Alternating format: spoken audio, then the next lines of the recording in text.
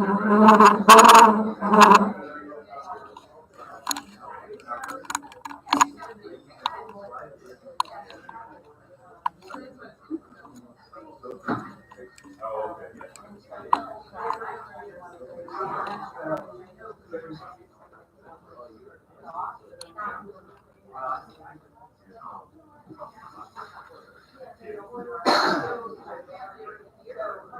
my parents and my sister will be flying in from the Midwest tomorrow. And then they'll be able to go to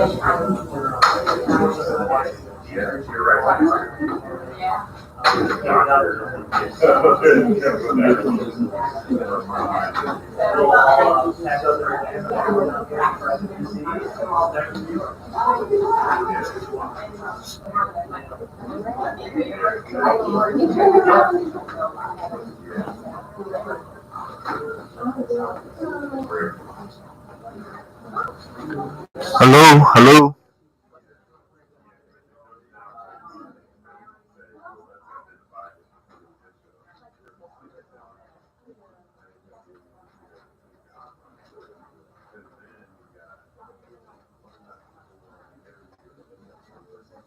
Can you hear me? Can you hear me?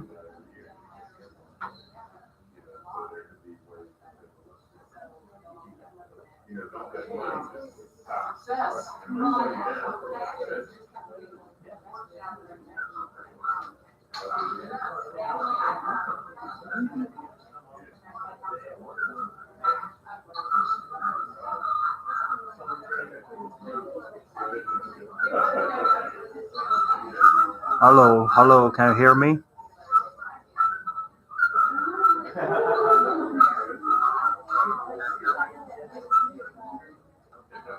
Okay.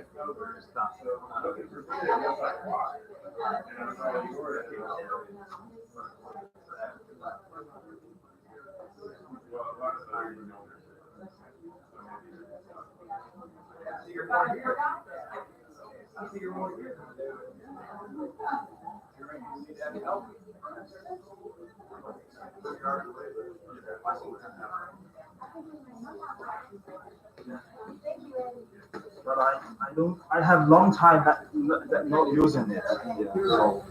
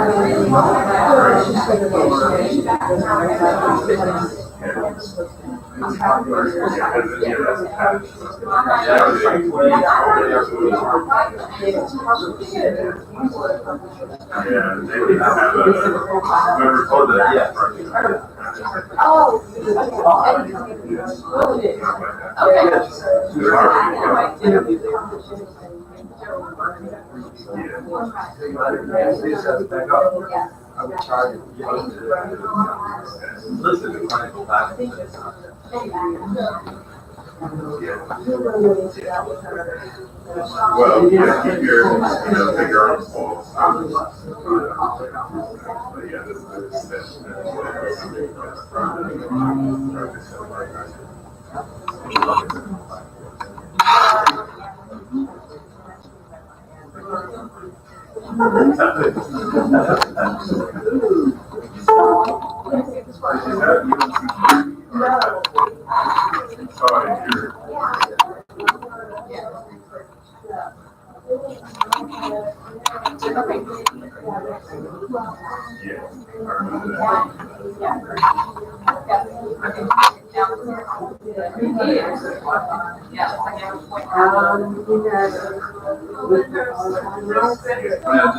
Oh, yeah, it looks like. There's another one that's, I think that's a great start.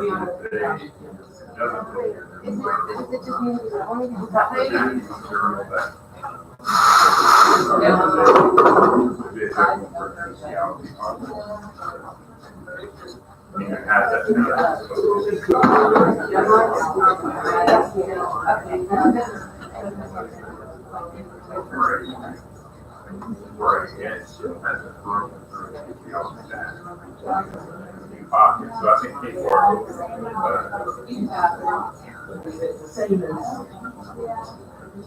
right.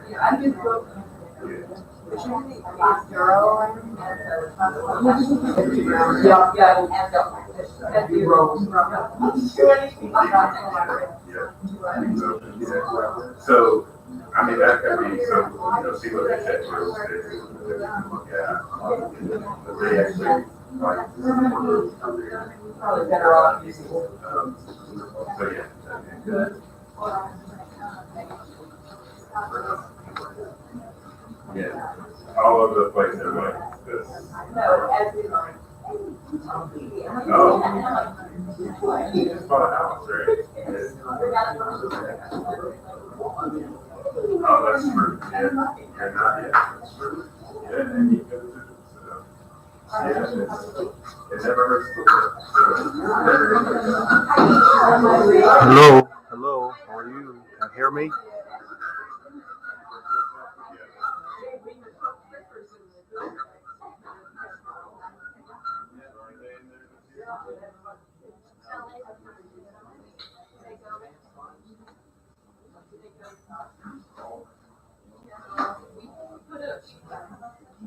No, Sandra's actually fixing your slides. They all fit on there. Oh, okay.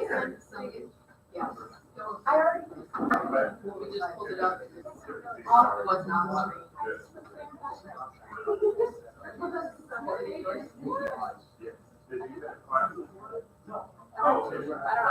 Okay, yeah, that's right, so last week, yeah, okay, good. Good, good, yeah, I'm just preparing for the conference. Yeah, we did put one in. The schedule's been approved by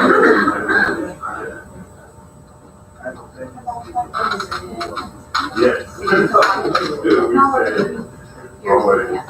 always, no reaction. This is a fun time. I think I remember last year we were when we were all under the light. Yeah, yeah. Around, so. I'm losing a little hat. I made a whole batch of that. And right. Oh, we're talking about the.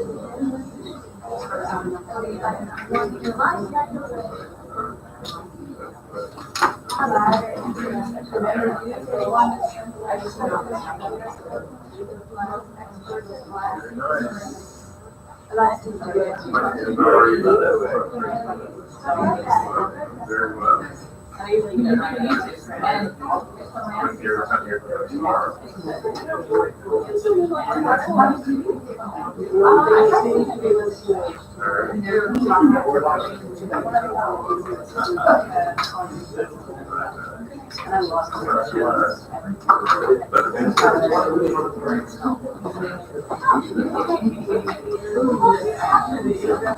Yeah, because I'm gonna get my first dose of coffee before we get to this, right?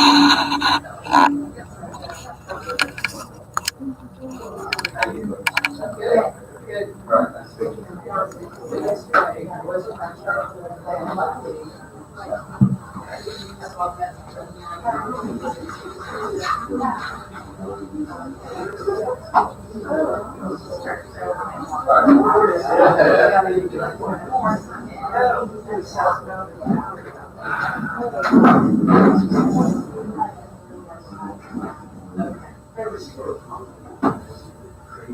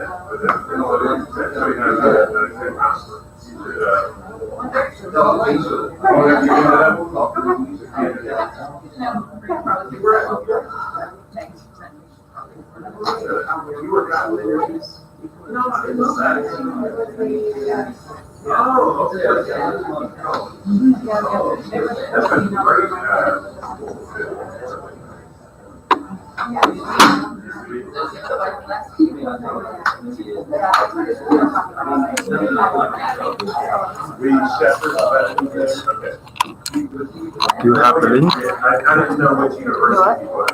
Yeah, I think it's already online.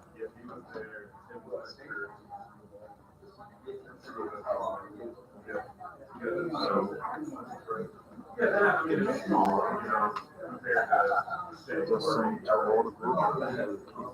Yeah, they have a nice research forum. Several Americans go.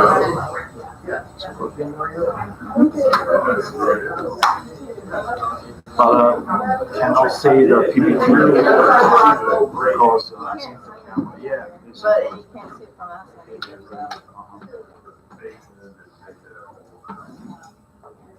No, I mean the camera, the quality of the camera. You know, it's we don't have a filter on the lens, so you can't see what's on the screen. But this camera is good. I can't go there. It's kind of mud season.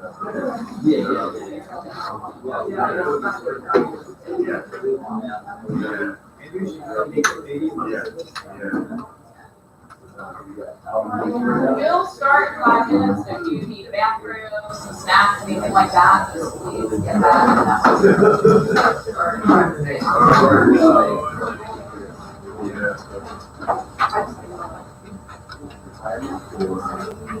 President's leaving.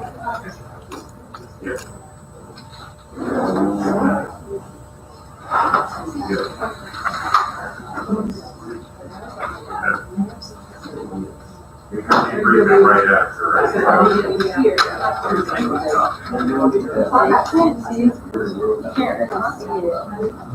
Yeah, I mean the PPT, right? Yeah.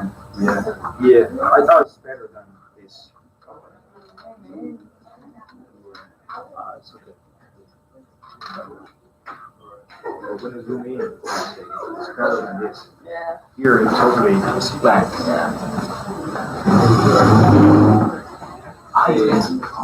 So right here? Hey, you doing? It's okay. Hey, yes, first game. Good enough? PowerPoint, great. Good. But I went up there. So I'd rather have people in the word. And what have you turned that up? Change it? I just revise the paper and send it on. Good, good. Yeah, well, the writings and I read it. Thank you. Better. That's like if I zoom in and do it, so zoom in and out, you can do that, yeah. So just, and again, if the person's more for recording, there will be access to their slide. So, yeah, really fun.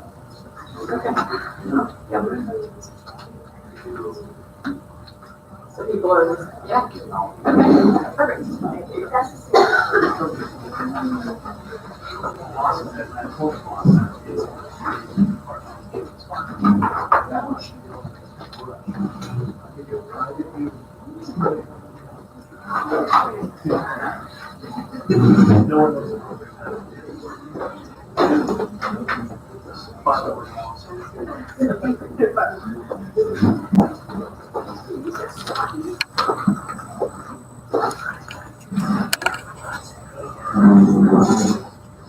So they bill.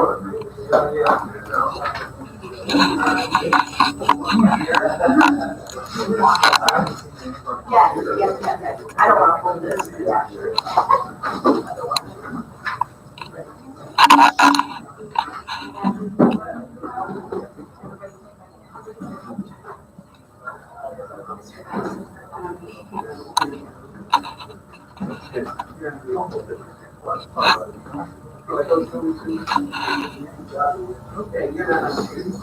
I don't know.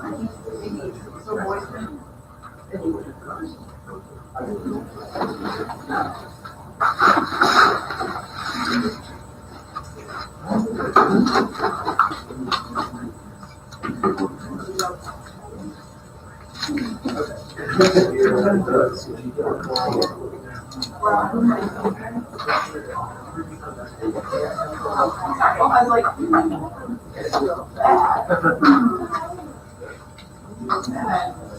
everybody ready?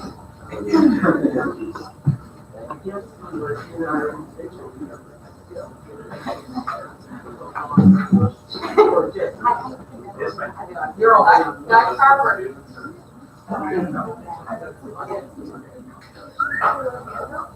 They're on.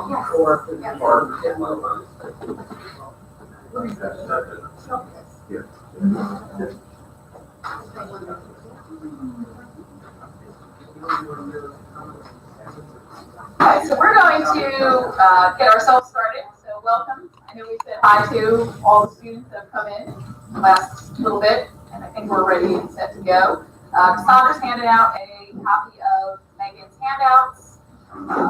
We have video recording and we have YouTube live, so we've got things out there. So we can wave to everybody out in the world. At least the EDD cohort, that's who got sent the link.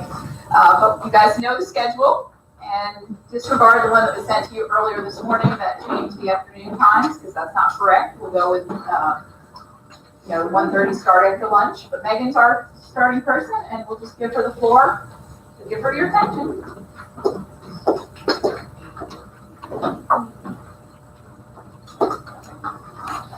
Good morning. I'm glad you all are here this morning. My name is Megan Howard, and thank you for joining me for my presentation on transitions in university learning environments. Based on active learning theory, we find that students learn best when they are involved in the teaching and learning exchange. Thus, many faculty are looking for ways to engage students in the classroom. A learning environment that allows the flexibility for students to choose between various postures is one way of doing so. An active, permissive learning environment is a simple approach to learning and engagement that allows students the ability to decide if they learn best in a seated, as you are today, or in an active, say standing or moving posture. When students sit for more than 20 minutes, the processing of information declines. We see this as we talk with our students. They begin to go off into their heads somewhere else. They might become distracted with a fly on the wall. And so what can we do to focus and help them concentrate and bring them back to the learning at hand? Modern trends in sedentary behavior seemingly disregard the link between movement and cognition or cognitive function. Kinesthetic classrooms are active, permissive environments that provide opportunities for increased movement during lessons through either the use of innovative pedagogy or classroom design. And despite the growing popularity amongst K-12 learning environments, we see few kinesthetic classrooms in the college or university environment. The purpose of my study was to understand the process needed to create a kinesthetic classroom on a university campus, and examine the perceptions held by both faculty and students that may help or hinder the process of establishing this kind of learning environment. The first thing that was done was to examine current best practices involved in using either an active classroom or a kinesthetic classroom. And through an exploratory case study, develop a framework for the implementation process. An outcome of my study was a grant proposal that I'll tell you a bit about as a result. The first step was aim 1, to conduct site visits. I went to 3 regional universities, 2 of which have active classrooms, 1 of which has a kinesthetic classroom. The one that has the kinesthetic classroom is, to my knowledge, maybe the only one in our region and possibly in the United States at this point. I wanted to gather evidence of current best practices and design for innovative classroom use that's already being used within higher education. The purpose of these visits were to tour the space, take pictures, observe behaviors of both faculty and students in the space, and conduct informal open-ended interviews with both faculty and administrators. Following each site visit, I answered specified protocol questions and developed a narrative about each visit. During this stage of the project, 5 of the experts that were interviewed emphasized the need to assess my own department before jumping into a project of this size. They said that if I jumped and didn't bring along others with me, that I might hit more resistance. So they overly emphasized the need for assessment. The information gathered during this aim was then used to write surveys for my own university. To develop the framework for implementing an active or kinesthetic classroom, it was necessary to input both faculty and students' opinions or perceptions. The rationale for this aim was to gather evidence of the themes that might exist to help guide the process towards implementing a novel learning space. While innovative learning spaces are readily being developed on college campuses across the nation, many of them are looking to promote collaboration and engagement, but an effective process for this has not yet been established. First, I developed separate surveys were developed for both faculty and students. Images taken during the site visits were then placed into the surveys and were used to create both open-ended and Likert scale questions. Faculty responses were then used to develop informal interview questions so that I could dive deeper into the topic of faculty either being for or against this idea. The Likert scale questions were used and analyzed for descriptive statistics simply to report to our administration and other interested parties on campus as far as the interest in moving forward with this project. These figures would demonstrate whether, as a department, the sports sciences were ready to move forward or not. 161 students responded to the student survey. 15 faculty responded out of a possible 25, and 4 faculty agreed to be interviewed to give deeper meaning to all of the data. Results showed that 65% of students and 53.3% of faculty would welcome or be in favor of using a kinesthetic classroom during class time. The open-ended survey questions responses were organized and coded for sub-themes, and descriptions were written from these themes. The axial coding was used to develop a code book. And here is a list of the 14 themes that emerged as a result from this. Issues of assessment, administration, attitudes, functionality, physical limitations of the space, acclimation to the space, pedagogy, learning, alert or alertness, focus, distraction, engagement, health, and learning style. Analysis of student and faculty responses were compared to and triangulated with all statements from the experts. The themes were then prioritized based on a strategic need to establish a framework for guiding the process towards implementation of the active or kinesthetic classroom. The framework that that came as a result is called the 6 Ps. To probe, to plot, to plan, to prepare, practice, and then to prove, otherwise known as the 6 Ps. I'm going to spend just a few moments brushing through the stages of this. Stage 1, to probe. As I've already mentioned, the experts said that it was vital to assess the environment, whether it's a school or a department, for the readiness to use some sort of novel learning space. In stage 2, we begin to plot. During this stage, concerns relevant to administration must be addressed before trying to move forward. This includes things associated with cost, maintenance, use of the machines or the classroom space, as well as who would be in charge of maintaining this space. In this stage, action is taken to inform the members of the community or the department and measure attitudes, as buy-in from faculty was noted several times as an essential part of the success of this type of pedagogy or change. Care should be taken to share the reasons and the purposes for using this approach for a university setting. Stage 3, to plan. In stage 3, we start to get other university members involved. One that was mentioned that was key is the registrar's office, or those that are involved in assigning classrooms. What we found at all sites was that some faculty members were placed in the kinesthetic or active learning room and did not want to be there. Thus, active and kinesthetic learning did not take place. In fact, it became more of a hindrance than a benefit to learning. So if you have someone in place that can already put the right faculty, the right courses in this learning space, then it can be maximized. This also helps with functionality. And one of the issues that was mentioned by all groups was Americans with Disabilities Act.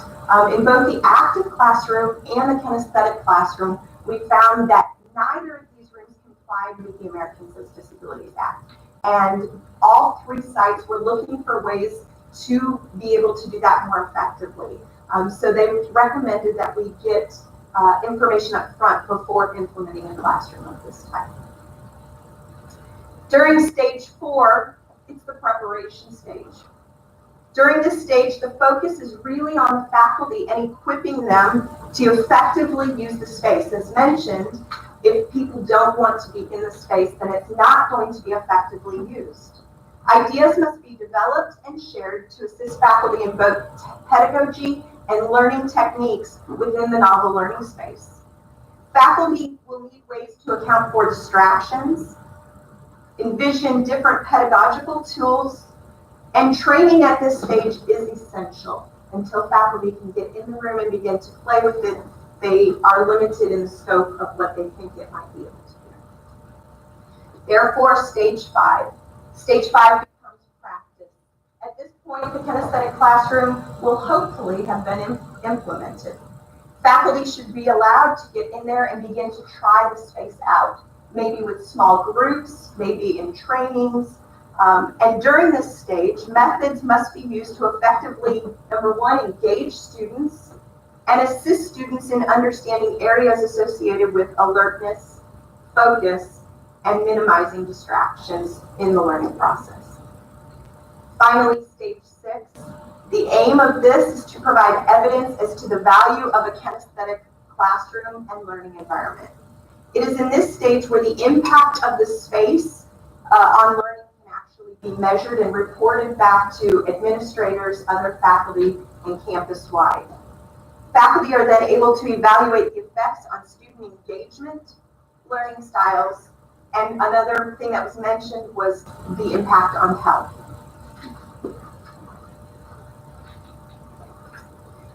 In conclusion, there is a strategic process for implementing an active or kinesthetic classroom in a university setting.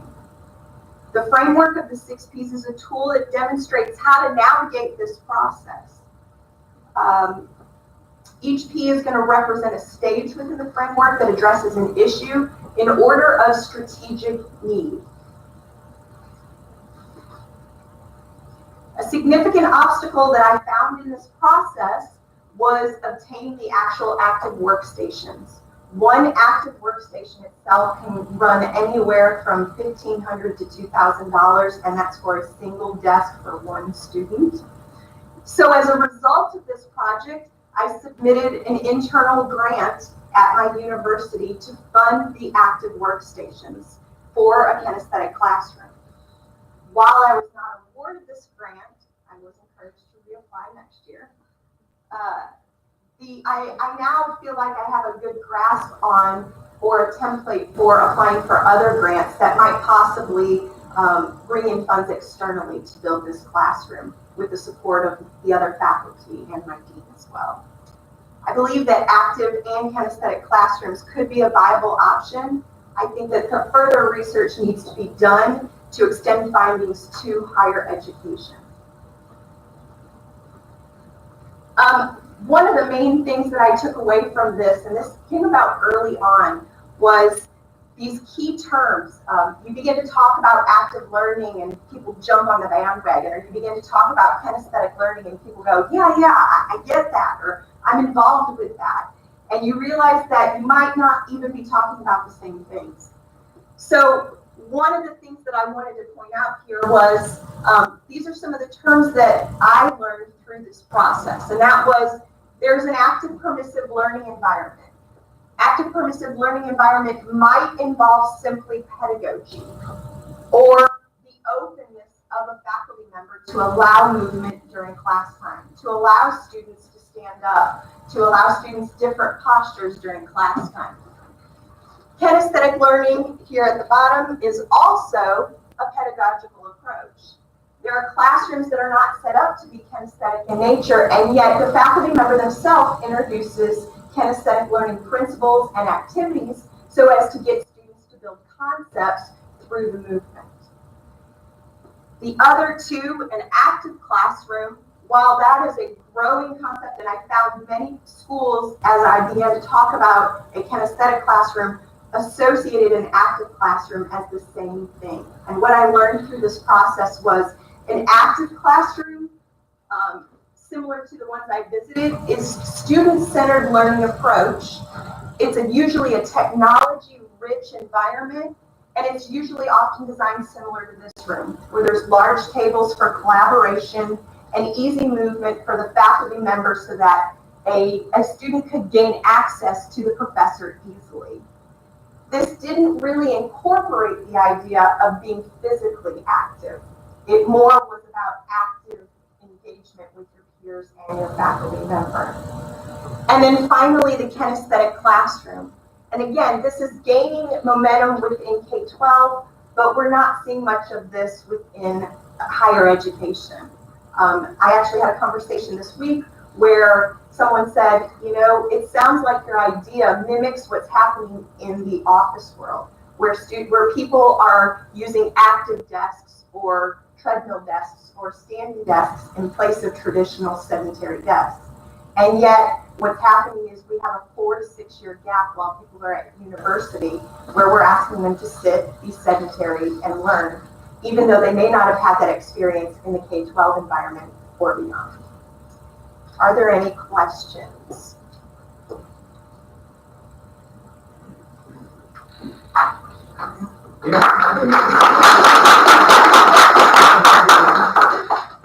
You mentioned ADA, they weren't compliant. Do you know why particularly they weren't compliant? So within the active classrooms, they're not ADA compliant because the desks are movable. And I actually got to witness this at one of the sites. When I came in, the room held approximately 64 movable desks. And when you walk in, it's very chaotic. There are desks everywhere. There are little pod chairs. And a student came in that was in a wheelchair. And she literally had to make a pathway just to get to a space that she felt comfortable with, and then turn the desktop just to face her.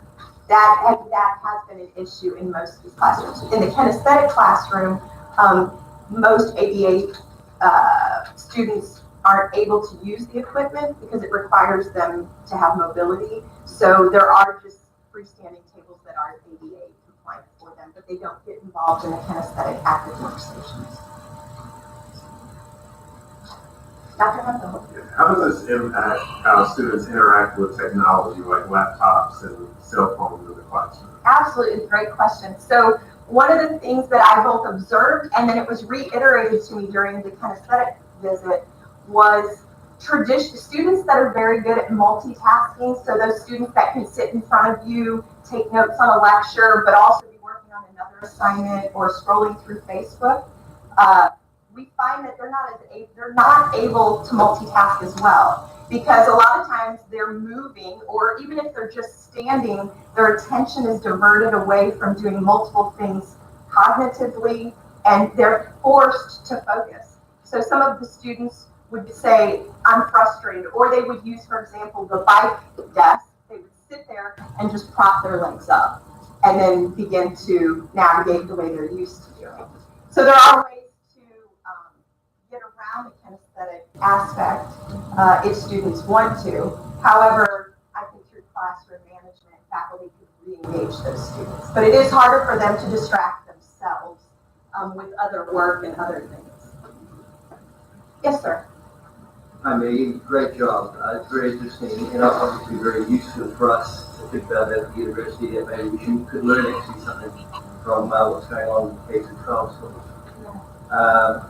Could you just talk a little bit more about kinesthetic pedagogy? I'm interested in that and, your thoughts and what you found about that. And I think that is pretty interesting. Sure. So I'm going to go back one slide just because it gives me all the key terms right there. Or maybe not. Don't worry. It'll work. There we go. Okay. So what I found was some people associate kinesthetic learning simply with you place these active workstations in the environment and then the kinesthetic learning happens. That is one approach. However, after talking with several of the experts, they advised that it was important to understand kinesthetic learning as pedagogy before you introduce active workstations. So getting students involved, one of my interviews from my campus, the professor loves to use kinesthetic learning. So his example was he gives students a scavenger hunt around campus and it gets them out of the classroom, it gets them out interacting with one another, and they have to move. And they're discussing concepts and finding key examples on campus that then when they come back to the classroom, their examples begin to demonstrate how kinesthetic learning can happen. And so specifically, this professor mentioned that you can't simply just put an active workstation in a classroom and expect kinesthetic learning to happen. You have to also approach it from a pedagogical stance and say, here's the things I'm going to do to get you moving. When I was in the kinesthetic classroom and observing, one of the things that the faculty member did was every 15 minutes she called for a switch. So if a student was on a bike or a glider or a stepper, they had to move to a different implement. They had to move to a different type of workstation. So you never spent the whole time just sitting on the bike. You had to move to another place. And they did have some seating options available, but the irony was that students in that classroom said those were the most uncomfortable options, was to be seated, which I thought was ironic. Yes, sir. I believe your results show, you correct me if I'm wrong. Sure. I believe your results show that only about 50%, 65% of those were in favor of this method. Yes. First of all, I'd like to know what you think about that. And second of all, I'd like to know, were you able to break the information down by departments to find out which ones were negative and which ones were positive? Like where those students and faculty come from? Sure. So the students that were surveyed were in a PE 101 course, which is a core requirement at my university. And all students across majors have to take it. It doesn't matter who they are. Most of them take it within their freshman and sophomore year. I did not take information from them or request information on their major because so many of them were undecided. As far as faculty, the entire faculty that were surveyed came from within my division, so a kinesiology related, the School of Sports Sciences. So all of the faculty were either athletic training, physical therapy, health and physical education, exercise science, or related. So I think sports management falls in there as well. But then the question's even more important, and only 50% of them, Of the faculty, and then faculty, 65%. right? Only 50%. Right. So, and I think what I'm dealing with here is an issue of once faculty have their routines established, when you introduce something that's innovative like this, you're going to meet resistance. I think that's just the nature of coming in and telling someone you want to change their job, which is why I think if faculty could see it played out, they may be more receptive to it. I think out of all my responses, I only had one that said absolutely not, no, never, which was encouraging because at least there was movement on the spectrum to say, okay, maybe they'll go from they somewhat disagree to they are open to the idea. And that would be where I feel like I am in the stage of this process, is moving people from, I kind of disagree, but I'm open to having my opinions changed. Students, on the other hand, I was encouraged by the 65% because I think that shows two things. I think it shows that students want a choice within their learning environment of whether they're sitting or standing, whether it's because how they learn or whether it's how they, injuries. We have a large population of athletes at our school. And so many of those students are frequently coming to me and saying, is it okay if I stand in the back of the classroom? I have this injury. Or is it okay if, and if a faculty member isn't open to that, then I think we are hindering a level of learning that can take place. And then there's just those students that learn better. The comments that were the most encouraging to me were students who self-reported, I have ADHD. And if I had access to a classroom like this, lectures and discussions would not be the torture that they are for me. Mm-hmm. And so I found that that was an interesting enough approach to say, if students have choice, then they may more effectively engage in what we're trying to get them to understand and in the learning process. Does that answer your question, sir? Yeah, yeah. Okay. I think Dr. Dyson. Sorry, one last follow-up. In your presentation, you mentioned that there were 14 emergent themes. Yes, sir. To me, that seems like a lot. Are they themes or are they sub-themes? Great question. I misused the term. They probably are sub-themes. I feel like I went through this process kind of backwards. And so once I got to the end, I reached out to Dr. Hemphill and I was like, okay, this is what I have. Yay, I'm done. And he was like, okay, now develop something from that. And I went, I thought I did. So the 14 themes, what I did is I went through all the qualitative data and basically qualified statements, the open-ended statements from faculty, students, and then the expert interviews. And when those lined up, I created a theme, or a sub-theme, as you will, that then fed the larger theme of my framework, or the larger portion of my framework. And so those themes where I felt like there were too many too, and I kept trying to crunch them down, but when I did, then I felt like I was taking a piece out of the puzzle that needed to be there or needed to be addressed within regards to the framework. So just for my own clarity, so is the framework more of the themes in those 14 that is there? I mean, yeah, so let me go back to this slide here because it kind of shows it here. And it's very small. Oh, wrong way. no worries. Come on. Maybe. I think it falls asleep sometimes. Yeah, can you just put me back on? Thank you. 2, sorry. 3. There you go, stop right there. Okay. So over here, what I did is the 14 themes are embedded in the descriptions of the framework, which this is really hard to see from there. Right. So when you see that there were themes associated with administration and attitudes of the department of the university, then we had to address those concerns. So, but these were all issues that came out of the qualitative data. So once I sat there and prioritized them and said, okay, what's a strategic process, or what's the strategic need in this? I can't jump to addressing pedagogy and learning if I haven't dealt with administrative concerns first, if I haven't dealt with functionality of the layout of the room. I have to get other people on board before I can step forward into saying, this is going to work, and here's the pedagogical approach that's going to make it work. So I embedded the 14 themes into the framework as sub-themes, as you were. Does that answer your question? Yeah, it's just a framing thing, so when you want to publish this or present, Yes, sir. I think you just want to make sure that to me, 14 themes is a red flag, so, Okay. Qualitatively, it's very unusual. Okay. That's all. That's good to know. Thank you for that. You're welcome. Dr. Carter? Was the grant proposal part of the dissertation? So it became the dissemination piece of my So dissertation. then I have a question about it. Okay. Did they give you reasons why it was not granted? No, but I have several of my, I just got the rejection letter on Friday, and it was very generic.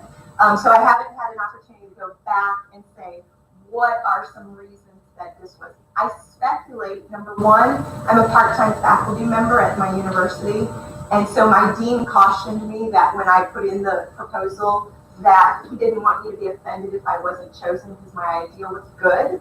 However, senior faculty and full-time faculty were going to take precedence. The only reason I felt like I had a shot with this grant was because they also put it out for staff and students to submit applications as well.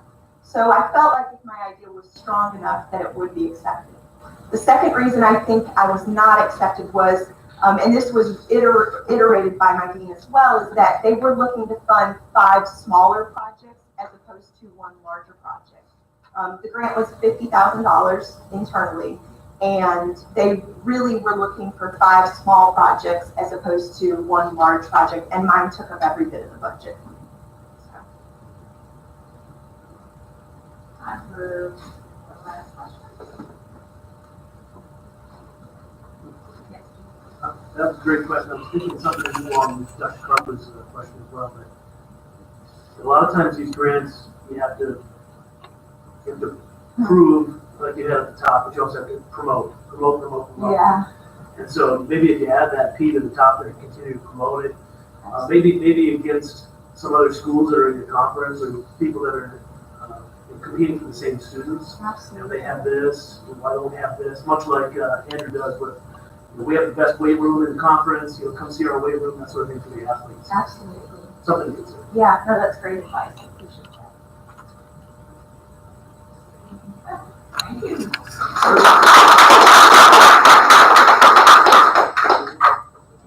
The process at this point is we will actually head down. The committee's gonna head downstairs to the 124, 125. Okay. That elevator. And he will come down, forward. Okay. So about to. You guys can all just be in here talking. I think Jason, you're next. You can put your slides up if you're ready, and then we'll come back up to start.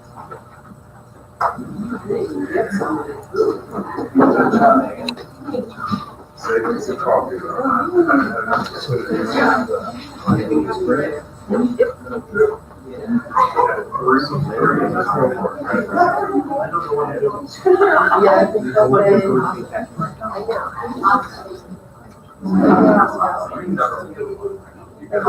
they will talk right now. I would say. Are you gonna keep it up the whole time? You're just gonna keep it up the whole time? I'd say I think that people know that they're recording. So I need to tell them it's working for 30 minutes? Yeah, you can. Are there people on there?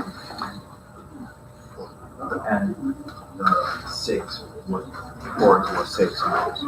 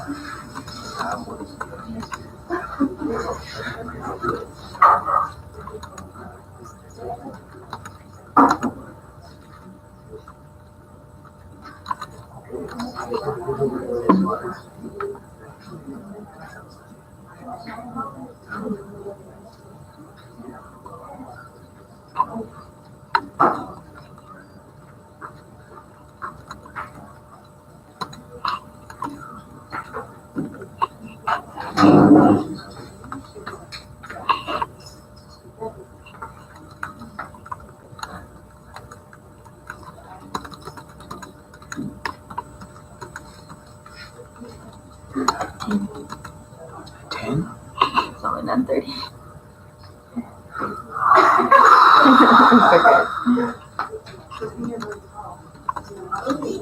If you're not in that first one. Yeah, absolutely. Good to see you again. We gotta get you up there so you can take a few classes. Oh, great, last year we did, you did the sophomore to do it. Yeah. Probably killed me. Yeah. But- And it was in here, actually went to the exchange over the academy. Yeah, I got to see their entire program. That's what the program was very good. Yeah, we have a 6.5 meter tower, we have other clients, we have a 10. So they're not at all in or? They just have an entry. So, but they're actually really good. Well, I mean, not, but they're Yeah, and all. it's a fee for you know, the secretary already came in and before that, and said, is there any pushback from the students, graduates, or higher ups to pull this out?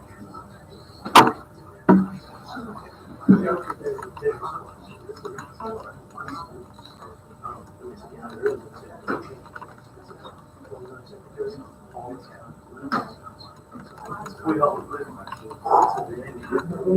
So they already, the water supply, they say it's great. Yeah. Yeah, but I guess it would be already, how hard to get. Never know what you're gonna encounter. Exactly. I wish it was longer. Yeah. Just a little fun. Yeah, yeah, it is. I'm serious about it. It's a sick way, I guess. You should definitely come on. Maybe you can stay for a I while. don't know what they want to hear me talk about. Yeah. We just don't want to go up there and try to do it right now. I'll leave you alone. No, that's okay. Thank you. No, I look forward to it. Yeah, look forward to seeing it. Yeah, sounds going.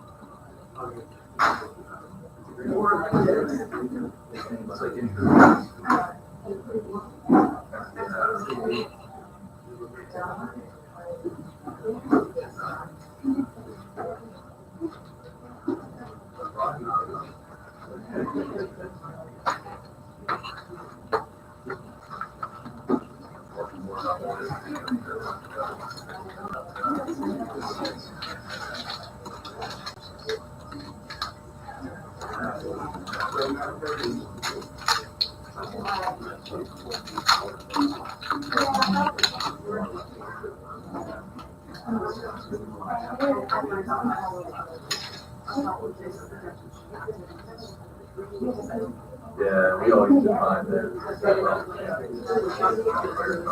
Yeah, so you should go about this.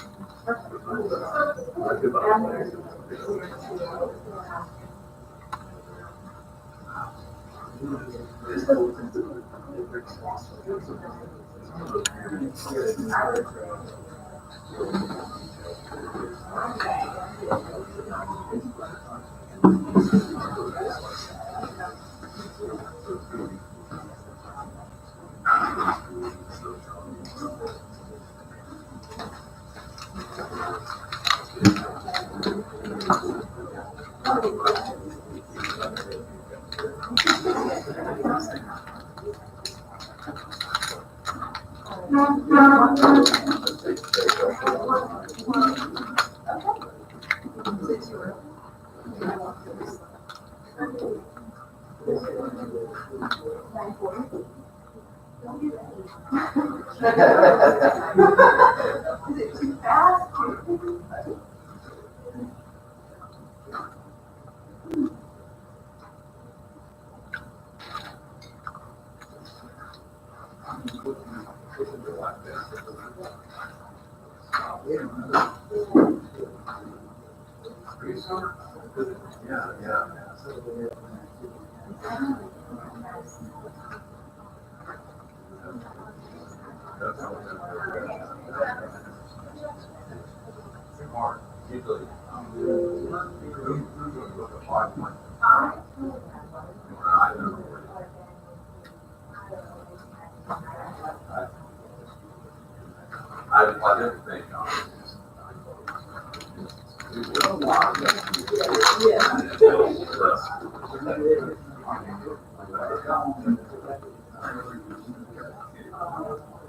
Let's grow your lighting over there.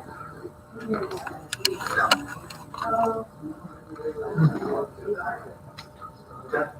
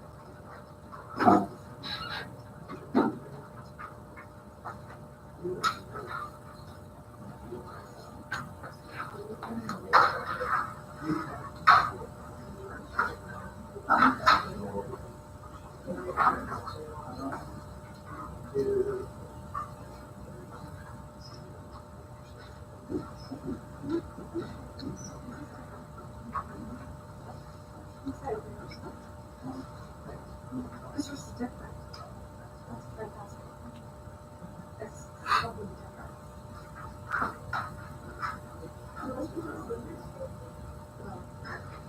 I think so. What's unique?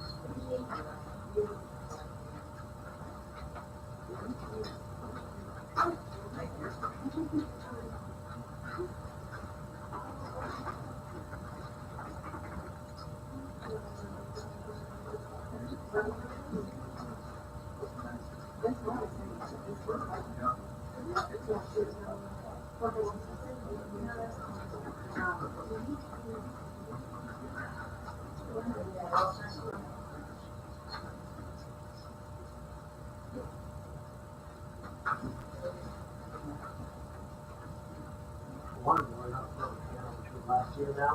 So I think I did. I think it's still pretty good to go to start, that's not so far from that. 8 years old, as far as. Is this the same 8-year-old that was, 4-year-old that was still come running and to say goodnight? Yeah, you were doing that video. How big is she? Here, Thursday. It makes sense. That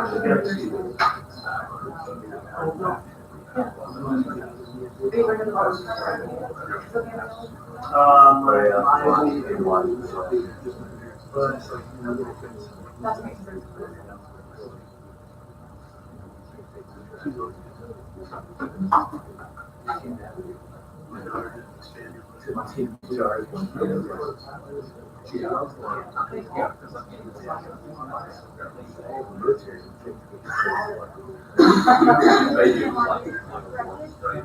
I mean, she didn't have it yet before you. But now that she's doing So it. now I'm in Spanish. Well, you're gonna get good. supposed to be racing out tomorrow.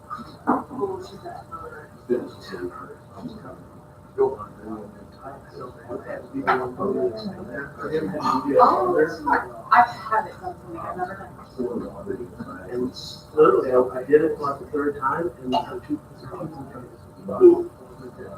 They would never do it before we did it. I did race out.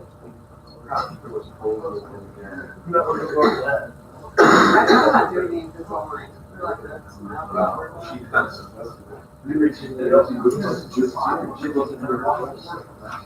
One time. Yeah, but now it's 2.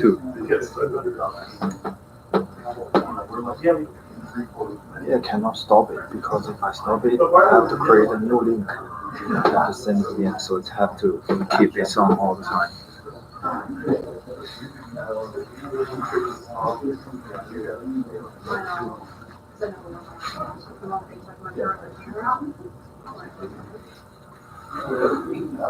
So that's kinesthetic, how to say that word? Kinesthetic classroom. Kinesthetic. There you go. Kinesthetic. Does that mean when you're learning some academic class, you just sit or do some physical movement? Yeah. So like in like a normal like lecture class or any kind of class, then you could like ride a stationary bike while you're in class. It's stationary, yeah. Stationary bike. Yeah. So Oh, I you know. just stay there. Like in the gym. Yep. One in the gym. Will it be a kind of distraction? Could be. I think that's one of the challenges that we talk about with teaching, but I think also some people learn better when they're like standing up. Moving around. So it's going to be set condition that if you're sitting stationary for more than 20 minutes, you would lose. Your learning goes down. Learning will decline. That's good. Good topic. I think in China, I think it's very worse to research in this area because all the kids we have the problem in backs and the eyes, and also they don't have they stay there too long, whole day.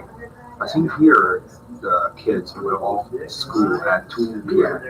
In China, my daughter, and she was in 2nd grade elementary school. She starts class, I think 7:30 in the morning, and we finish 11:30, 7:30, 11:30. So we have a quick lunch break, and then go to school again at 2 p.m. and then end it at 5. Yeah, so elementary school, they spend maybe 6 hours in the classroom, and also in the classroom there are 80 students, 80. We have very narrow space, so I cannot even sit inside. The kids, they sit one by one and sit there, so it will harmful for their house. I think this is pretty interesting. Do you have this kind of class for a long time in America? No, it's new. That's what she's saying. That's interesting.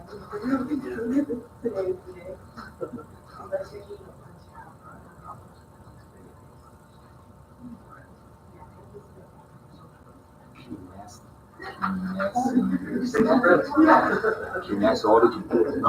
What'd you say? How does that work? Kinesthetic. Is that kinesiology? Yeah. A verb? It's Adjective? yes. But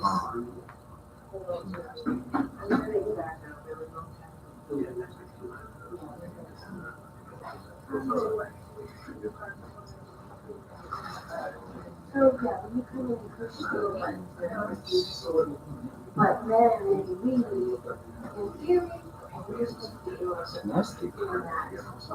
And then when they hear, Oh, this is kinetic. No. but so the statement is on the third floor, there's a cashier.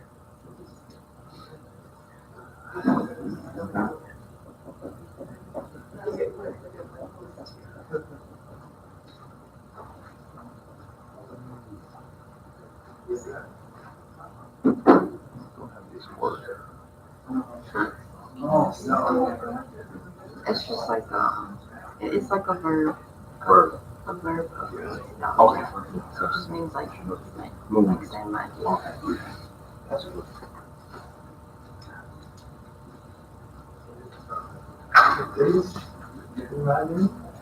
Have you had used the word kinetic? I think that means energy. Energy. Is it? Oh yeah. Kinetic. Kinetic. Yeah. Kinesthetic. When did you learn English? Me? When I was in the team. So I was in a professional soccer team. So I learned it by myself. Really? Yeah. I didn't go to school, so as a normal student. So most of the time I would stay in the club and I take like part-time schooling, part-time work in school.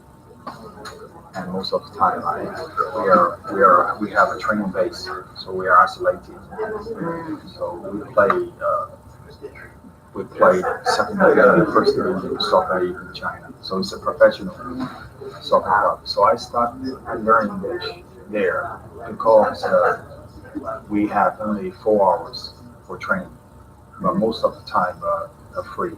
So we're free. So you can learn by yourself, but most of the players they just playing games, games and Wasting time. yeah, waste of time. So I just learned it at that time by myself.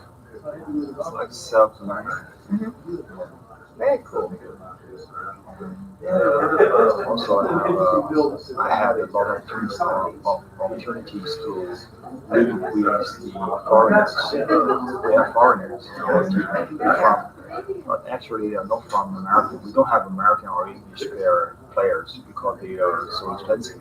So the foreigners for our club, most of them come from Brazil and Romania. But they also speak English as well. So I stay with them, work as a translator. It was a good opportunity to practice. And also I work for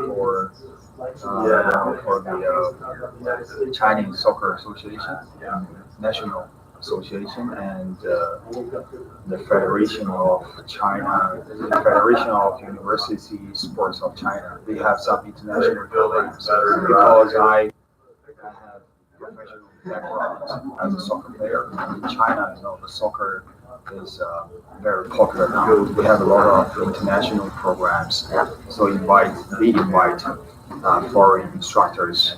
So they invite them to deliver some training sessions, or in-class lectures for Chinese PE teachers or Chinese coaches as well. So I just work as a translator.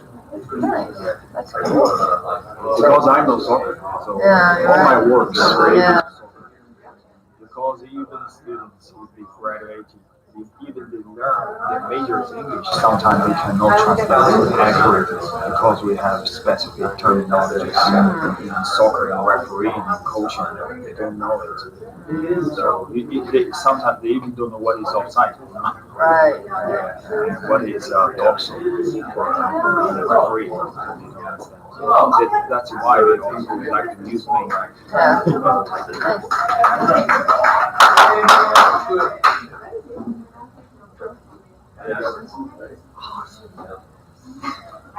Oh, yeah.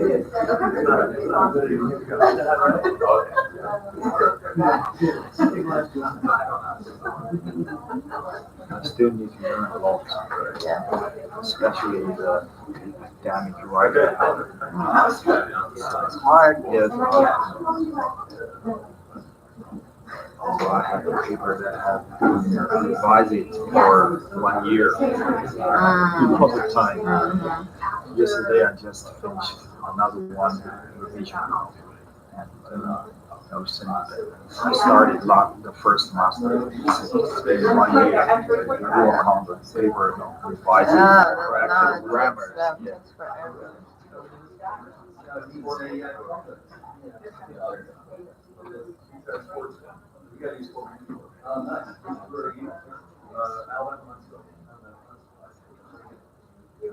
For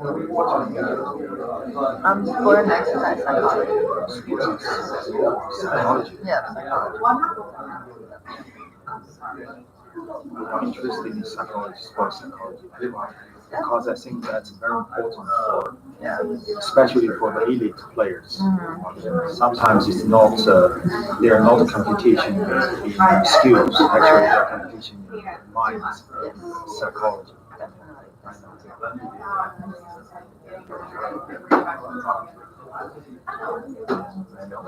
Because every time before the game, I start to become a little bit nervous. Three or 4 days before the match, I cannot sleep well, I cannot eat well, confidence. That's about it. Forgot to take one. That's okay.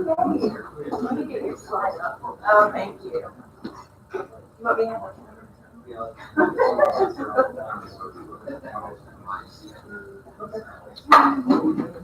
It'll be a long couple of days. Huh? Today or tomorrow? Yeah, and then Wednesday they have their posters, so we'll have to do all the setup on Sure, that stand. was, yeah, that was. I don't know that there is anything else.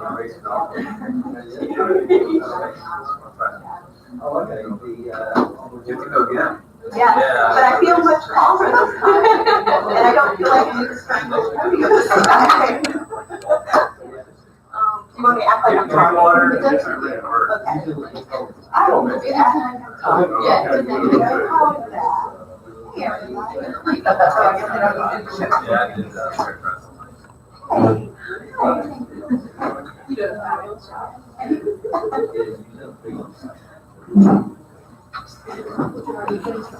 The lighting's not good in here. Yeah, I think it's. Did you used to watch it? Yeah. Is that too much glare? Well, when the video's actually going. We fly together.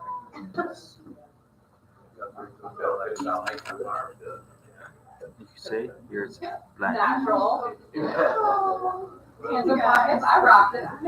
Higher quality. This is fine. Yeah, white background. Okay. No worries. Is it not gonna work? Okay, that's good. All right, thank you. All right, well done. Oh,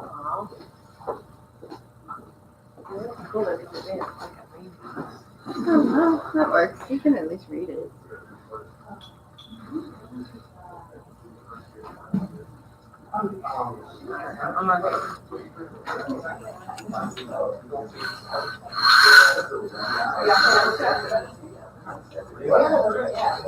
Team effort here. I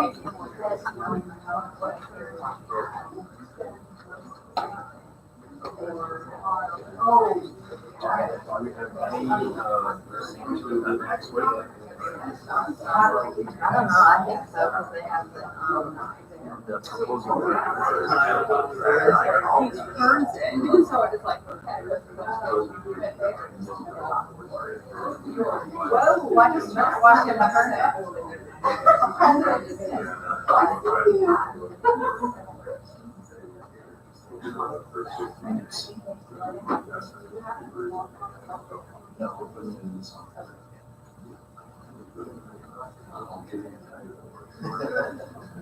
All right, so we have our 2-minute countdown.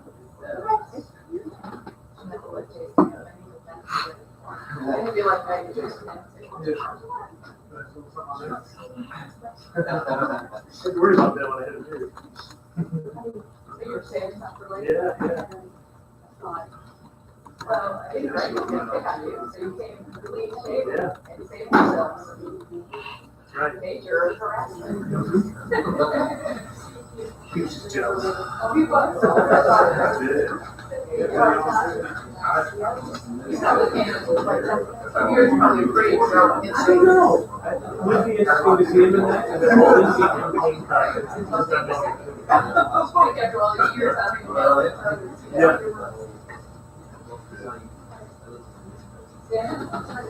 I'll be up and down, up and down. You can write a set of cards. I said we should have like yoga balls in here or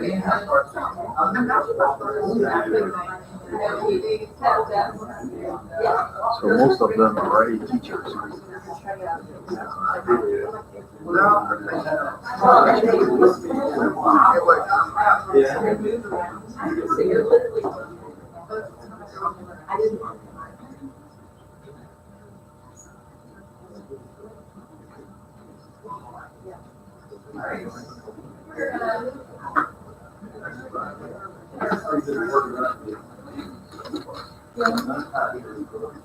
Just so nobody jumps, I am timing the blocks of time, and Megan stayed within that, so I was able to hit the button before it jumped for the timer. But if it goes off, that's why, just to try to keep us on track.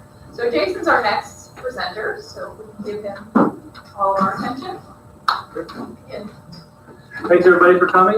Today I'm going to talk to you a little bit about effective use and implementation of video modeling in a survival swimming class. Really, the purpose of this was to produce or pursue some sort of evidence-based guidelines for student use and instructor implementation within the survival swimming course at the United States Military Academy. Survival swimming competency is a thread prior to admission at West Point, throughout the education, and into the career.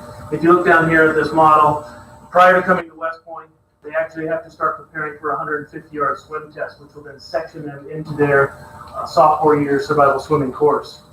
The survival swimming course in and of itself is, 19 lessons, and it's during their sophomore year, like I said, each lesson is 50 minutes in length. After the survival swimming course, there's a confidence obstacle course where, although they are wearing a life jacket, they still are dropped into open water. So the survival swimming course preempts that experience. And as they move on beyond graduation, they are the future Army leaders within survival swimming in the Army. And all branches of the military have some sort of survival swimming program. So we're teaching teachers. I'm sorry, there's one more here. The rationale here, these are life or death skills being taught that transfer to future leadership roles. And throughout this process, I was looking to make some assessment to expose bridges and gaps between both the learner and the teacher.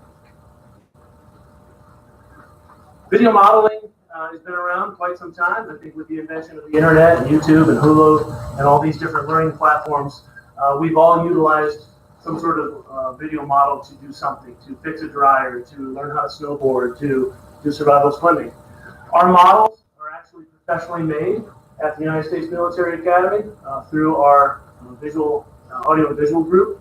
And so there was a lot of planning that actually went into this video library. They were out 1 year prior to me doing this study, so they've been on the street for about 12 months prior to this.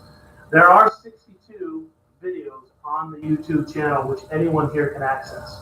So that's the beauty of this, is anyone can access this YouTube channel prior to coming to West Point, either as a student or an instructor, throughout the educational experience. And then as they graduate, they can always reference back to these video models. Now, out of the 62, there are half of those, or a little bit more than half, that are related to survival swimming. Others are related to other courses, which I'll talk about here in a little bit.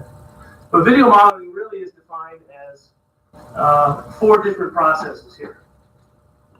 And throughout these 4 different processes of video modeling, we're trying to create some sort of desired skill or activity. What do we want this performance to look like? And it's generally used to improve a performance.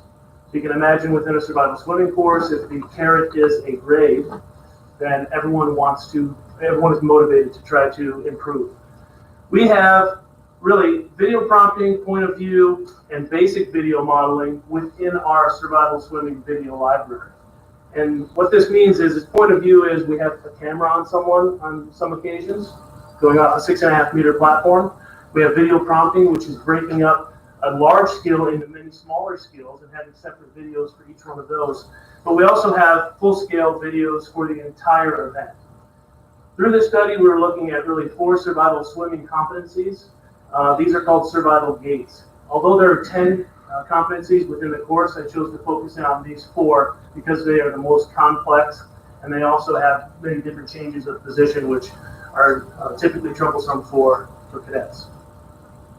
The one that we did not really address here is video self-modeling, which is taking a video of someone performing an activity, showing them their performance, instructing them how to improve either through watching a gold standard model or giving them verbal feedback, and then having them improve as well. This is also used within the course, but it's not standardized. All of the other ways are standardized within our course framework.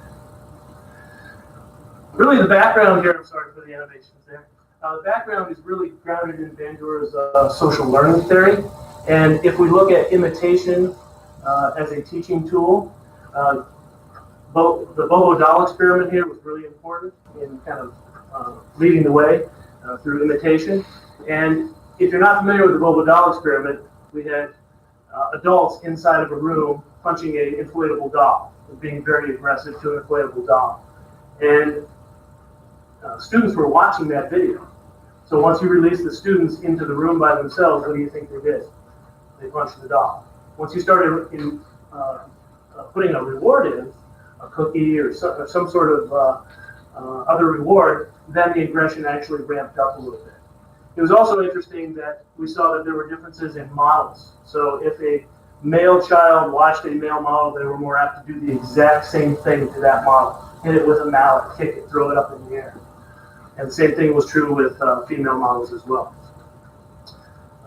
We also looked at Mitchell et al. Modeling does aid in learning and retention. And this primarily, I tried to focus in on what the model looked like. And how important was it that the model was of the same age, of the same learning ability, of the same gender.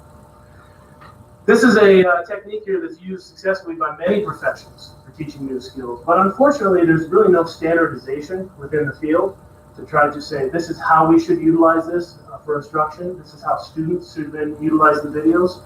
So we're trying to get to some sort of standardization of pedagogical use. Two primary aims. I wanted to look at best practice for students and for instructors to implement this library. And we wanted to look specifically at the number of views of each video model versus their overall performance on the survival gates, their overall understanding of the survival gate competency, and then their overall performance that they perceived that they actually had. There were three groups. We had those that viewed the video 0 times, ones that viewed it 1 to 2 times, and then those that viewed it 3 or more times. This was a correlational study designed initially. We didn't really find any correlations, which I'll talk about here in a second. But it did have quantitative and qualitative measures through the surveys that were sent out. I had 70% return rate. This is a voluntary study. There were no incentives whatsoever. So that was a pretty good return rate and a pretty good power analysis. And we went through and we did some 2-factor ANOVAs as well. The approach was a pre-course survey, trying to look at different learning styles of the students in the population. Also, we looked at how much they valued the different type of learning style, specifically towards physical events. For instance, most students valued the live demonstration over the video model, but that was ranked number 1 and 2 over auditory and reading as well. We looked at the total number of model views, the last time they viewed, the different Likert scales for perceived understanding and perceived performance. This was a large subject pool that actually represented equal number of females, equal percentages of females and equal percentages of males in the cadet population. It also represented the equal number of races across the board. So that in and of itself, I think, gives us some certainty that this will be able to be transferred over to this exact population. Limitation was this was self-reported data specifically on number of views, so there was no way for us to really track the total number of views. The instructors that were participating, 10 out of 10 of our instructors, 100% participated. Again, it was all voluntary. They were also sent a pre-course survey and really addressed how do they like to teach? Do they like to teach from a live model, from a video model, from just talking about it, sending out an email? And so I was trying to make those comparisons between how they teach versus how students learn. I also did a semi-structured interview that consisted of about an hour of leading questions, followed up by some discussion. I had some recording and transcription that I completed. I did some investigator content analysis through code booking, and then thematic development was created without any sort of predetermined course. Some of the strengths from this study, this portion of the study was there were 100% of instructors. There were varied educational experiences from very new beginning instructors all the way up to 35-year veterans specifically within survival swimming. And it also compared the learning styles of students with the teaching styles of the instructors. There were some limitations. I did act as the instrument in content analysis, and the subject pool really lacked diversity. There were 10 white males that teach survival swimming at West Point currently. So with the qualitative results, the students are viewing survival swimming models prior to the start of course preparation. Over 86% of students said that they are actually watching prior to starting the survival swimming class. So that's a good news story. It indicated positive experiences in using the models to learn physical skills prior to enrollment. We actually went and we looked at how many times they actually watched the survival swimming skills before actually coming to West Point, and the number is starting to go up from semester to semester. We looked at learning the physical skills best versus live versus video demonstrations, and we found out that students really love to see live demonstrations in class, but that also eats up some time. So the instructors really said one of the downfalls was it eats up a little bit of time. But second behind live demonstrations were video demonstrations. Each student, regardless of what level of class they were in, averaged the 2 video modeling views for each of the 4 survival game tests. There were some that had 0, there were some that had 10, so averaged out to about 2. But the range was pretty great, usually from 0 to 10. And throughout the course of the semester, or the 13-lesson course, they actually viewed the video models more as the course progressed. Most frequent viewing was by lower level course participants, and there was really no significant interaction between video modeling views and the overall performance. But we did see that their Likert scores were very high in the views, actually increasing their overall perceived understanding of the event. If we can increase their understanding of class, that flipped classroom method, hopefully they have a better knowledge of it. We can progress into more teaching, more live demonstrations, hopefully more self-efficacy through repetitions. So that practical significance really came through. As far as the instructors were concerned, 90% had used video modeling prior to actually teaching this course. And 77% of those reported that using this technique was very or extremely useful in increasing student learning. 80% referenced the videos in class. I think that's important to note as well, that there was no requirement that they reference them in class. This study hopefully will make a requirement now based on the results. And 90% ranked the video modeling as the second best learning modality, only second to live video modeling. So here's a couple quotes here that the students had said about design quality. They wanted to see different angles, and some of the major themes that came out of this were, I want someone that looks like me to do the modeling, not a 65-year-old white guy that's been doing this for about 35 years. That was really the overwhelming theme, and that goes back to Mitchell's studies that most people want to watch someone that looks directly like them. As far as the instructor implementation here, have instructor talk more about the videos in class. That was really one of the overwhelming themes as well, is that if you don't talk about it, I'm not going to watch it. And the last one here was really have a smart board on the pool deck. This population wants to have immediacy. They want to come to class and they want to learn right away. They don't want to have to do a lot of preparation. So they would like to see a smart board on the pool deck so they can come in early, watch the video, and move on. Send out the videos more often. So that was another common theme as well. Some of the instructors said that they preferred to see the video segments prior to actually coming here as an instructor. So that's one of the things that the newbies have been doing recently, is they've been coming in, they've been getting given the videos library, and they know exactly how to teach prior to actually coming into the institution. A few of the other common themes here was that we should put this out in as many ways as possible, not just through email. We should have a dedicated YouTube website. We should put it out through social media. If it's that important, and it's the number 2 ranked way that the students learn, or the number 2 ranked way that we teach, then let's go ahead and expand our pedagogy within that area. So what's the impact on a professional practice? This is the scientific approach to assessing the use and implementation, and also the effectiveness of these video models, specifically at West Point at the United States Military Academy. It does provide a best practices guideline, So once I'm finished with this, we'll speak with the course director and we'll come up with a best practices guideline for our instructors and the students that will be disseminated within the syllabus and also on the first day of class. It does fill that research gap for video modeling and teaching physical education courses, especially in swimming. If you type in survival swimming in YouTube, you'll see now there's many people that have copied some of the things that we've done directly at this institution over the last couple of years. And so there are survival swimming programs out there, normally through the YMCA, that are teaching some of the very similar skills. It does provide a much needed assessment of the impact of survival swimming, how our video library has on survival swimming class. Now, there are other courses that have video modeling libraries at West Point. They've been around for 10, 15 years, and they haven't been updated. So this will also serve as a well-needed update tool for them, but also provide some teeth in how to actually move this forward as far as a teaching modality that's tried and trusted. And it allows for a transfer of best practices to the Army. Army is the survival swimming laboratory. Everyone teaches it, everyone is required to do it. And so if we can utilize some of what we've learned here in not only creating the videos, but also implementing the videos, then I think we've done a good job. And I believe that's all I have.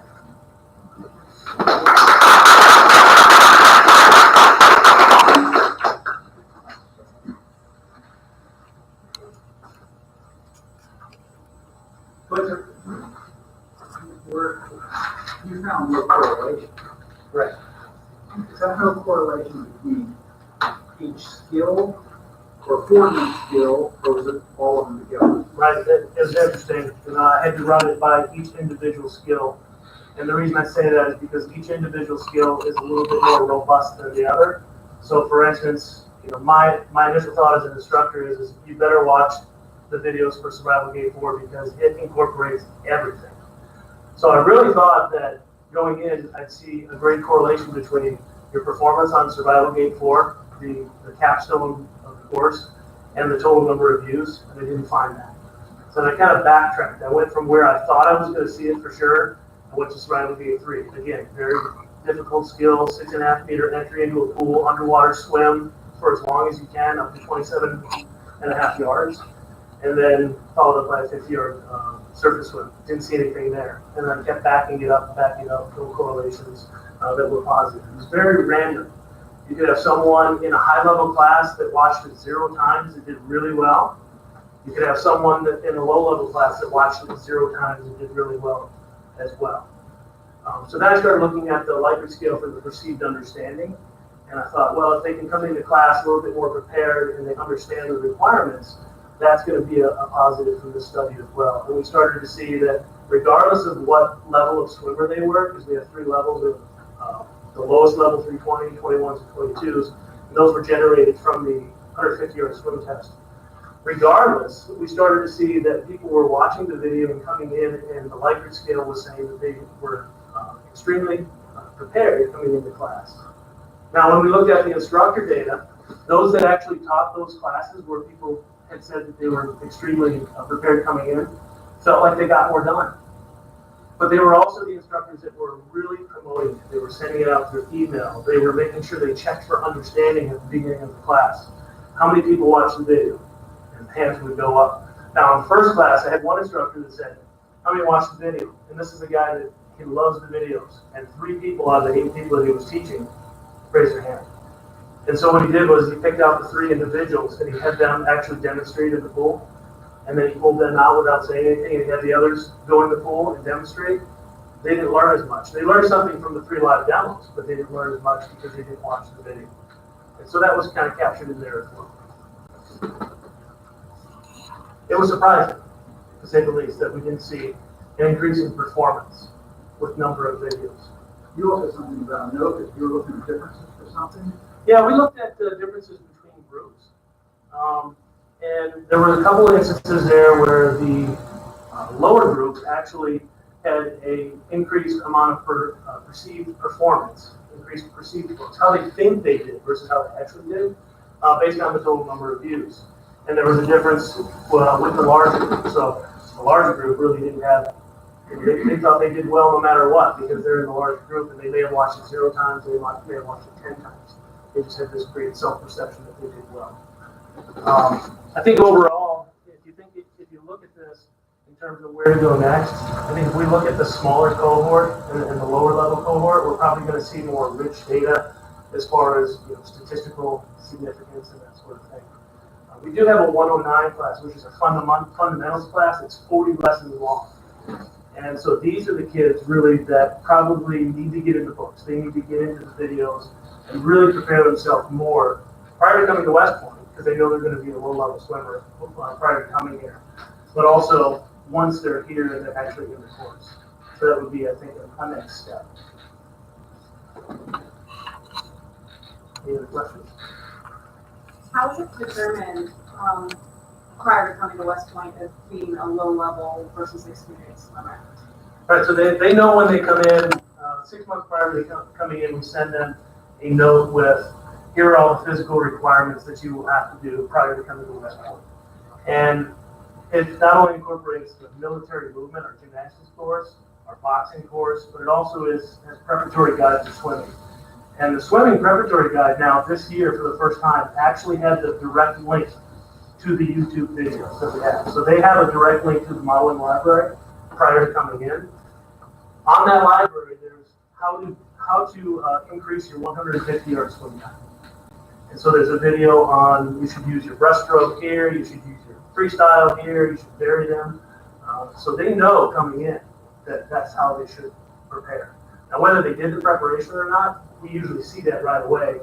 As they jump in, we do a timed 150-yard swim based on their time hack, and that's how we section out the different survival swimming courses. And it might be different every year. But now we're at least cohorting them in a specific learning group based on their ability on that one particular test.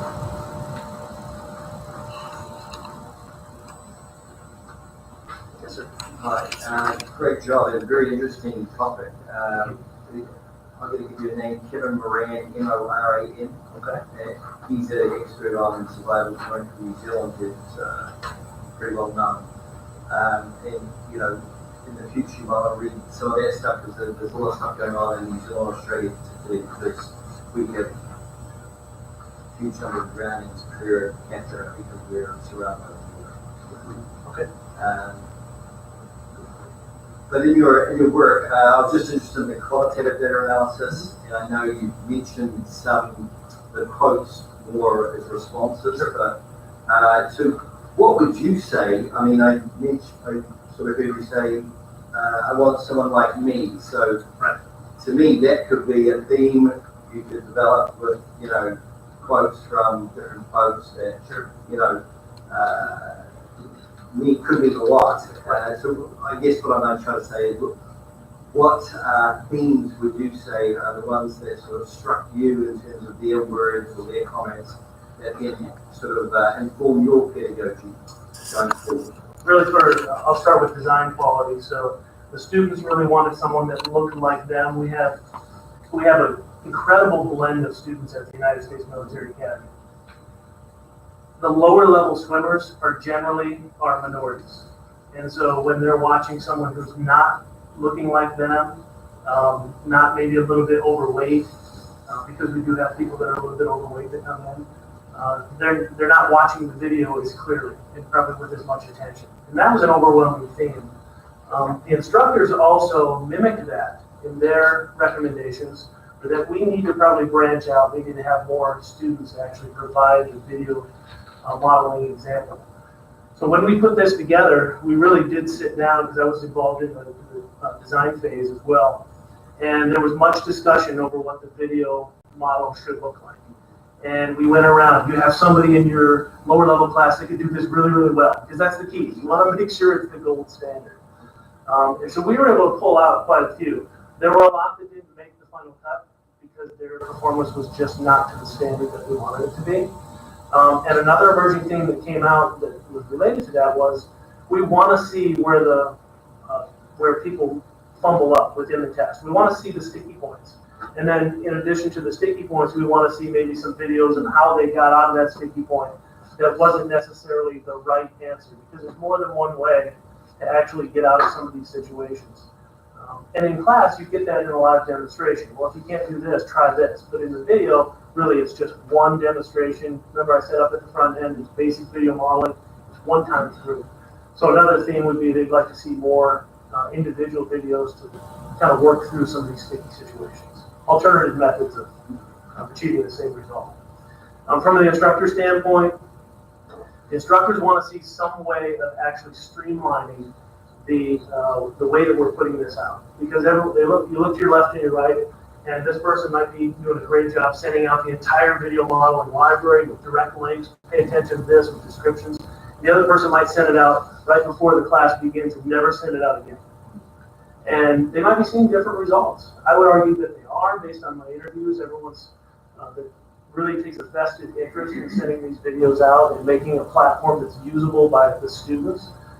They're really seeing some positive results in terms of coming to class prepared, getting more time for repetitions, and then seeing more confidence within the pool, and then more self-efficacy as they're doing their own individual additional instruction outside of the classroom. Those are the common themes. I've captured some of that in the paper. I just probably did do a good job. Yeah, no, that's just here, so Yeah. capture everything you've done well. Sure. Thank you. Yes. So at West Point, do you all use a learning management system at all, like we use here at Canvas or Blackboard? Yeah, we've been back and forth from SharePoint to Blackboard, and it really has not been a good platform for us to utilize. There's a lot of autonomy at West Point across the board for the different majors. So we're getting to a point now where we think that Blackboard is going to be the standalone, everyone needs to use this. So once we get that go ahead and it's really rooted, then we'll start to utilize that as our go-to. We've thought about maybe making our own separate YouTube channel, specifically for survival swimming, or one that links from the department YouTube channel. And I think that it will stay because it's such a valuable resource for people that aren't even at the academy yet.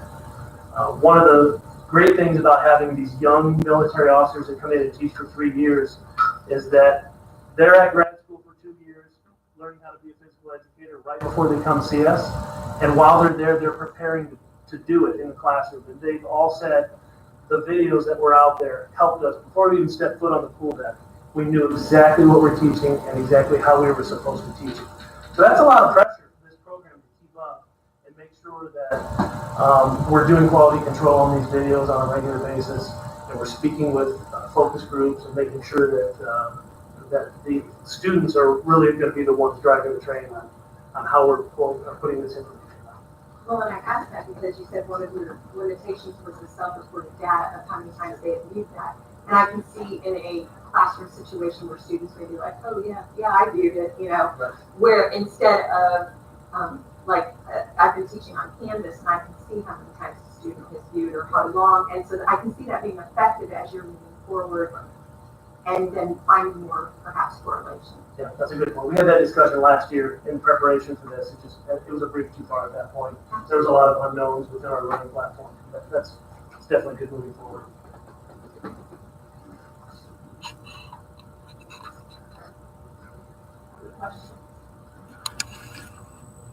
Yes, sir.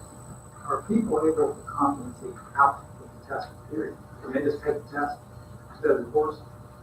So based on the 150-yard swim test, if you fall in that top tier of performers, then you are offered a 5-day course, a 5-day survival swimming course. Now that 5-day survival swimming course is only offered right at the tail end of the spring semester, and you're doing all of the exact same competencies as everyone else. And there's little time for out-of-class preparation. You come and you perform. And if you don't perform, there's an opportunity for you, if you don't pass the course, you can come into a slow class, and then you'll be resectioned as a 19-lesson course. But not within the scope of the 19 lessons. You can't, pass out of it. You know how much other people watch the video? I didn't take a look at that because their 19 lessons didn't match, or their 5 lessons didn't match up with the 19 that were perfect in this group. Much like the PE 109s, which were the fundamentals of fitness, there were a 40-lesson class. So there's really 2 more cohorts that I could really focus in on and take a look. And I assume there's not very many there, right? There's not, and they're mostly competitive swimmers or intermediate athletes with a swimming background. Yes, sir. Yeah, This is sort of another sort of New Zealand type question, because there in the New Zealand curriculum, kids learn water safety, and everybody makes a big fuss of making it very different from water skill or water stroke development. So a confident swimmer can drown, just like a person who has no swimming skill. And sometimes because they're overconfident, they're more likely to drown. And we've noticed that particularly in the beaches in New Zealand.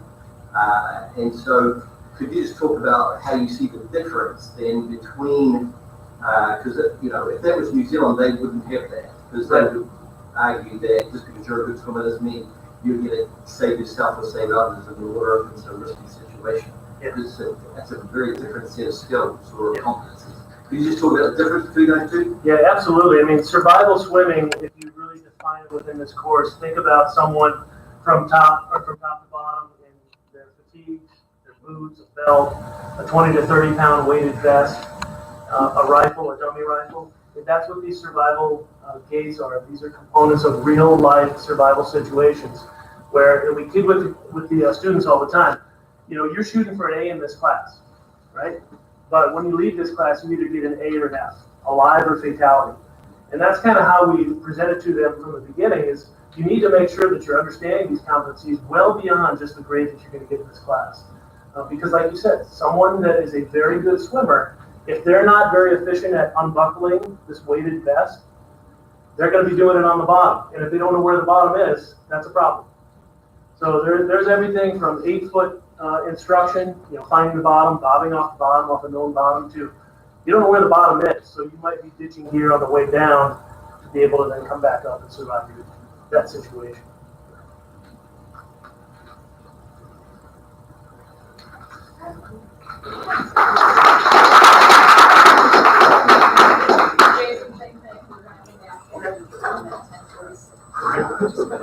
Great, thank you.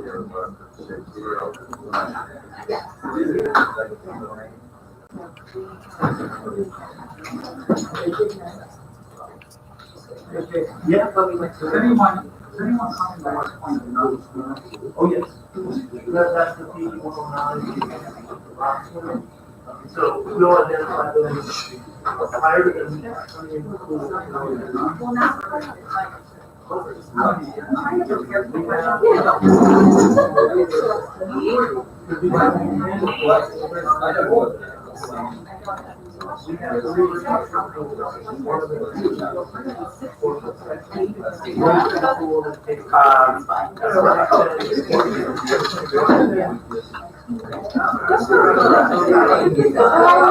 Good to be around.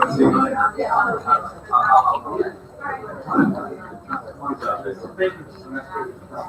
So I'll put it this way. If they're not we want them to take the course.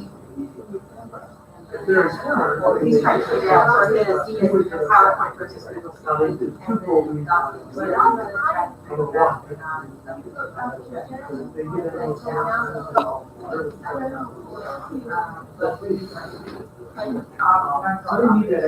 They're not Well, and then, right, what I do is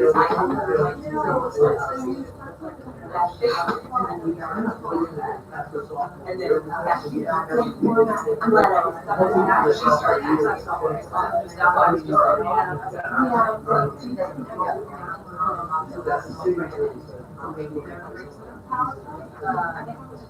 yeah, it was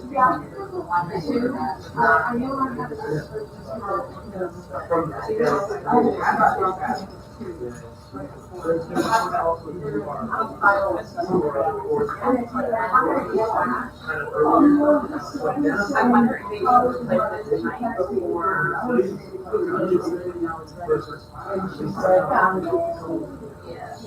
then you at least have that one thing you don't have to stress about tonight.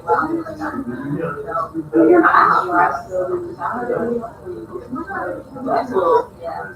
then he was there. Contract or depends on the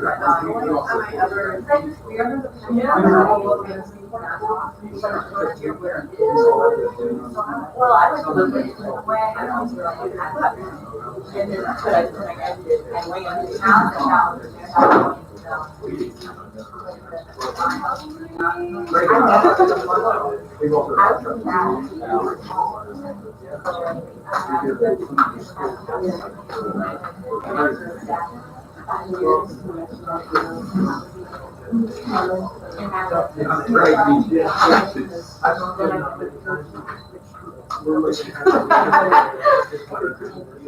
Oh, that's right. That's right. No, I agree. All right.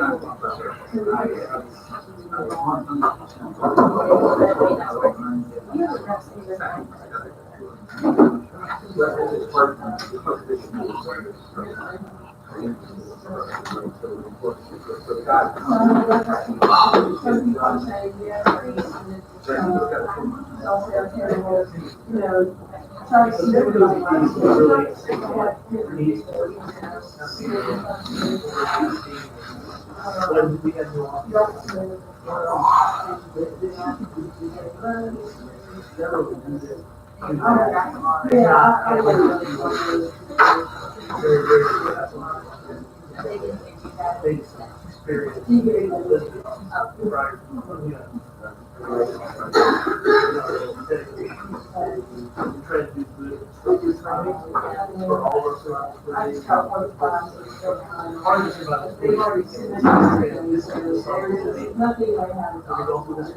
Best practice.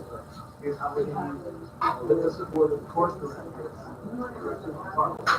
It's already said this, so that's what- I guess I don't know if you agree about it. And the best way to use it is to record your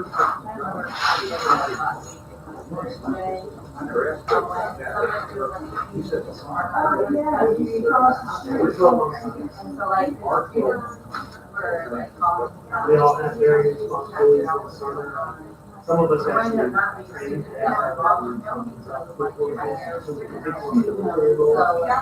others like so anyone can there's no summer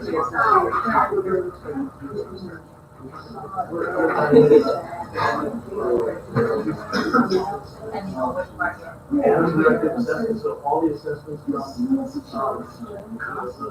learning outcomes activities. So what I do here, like,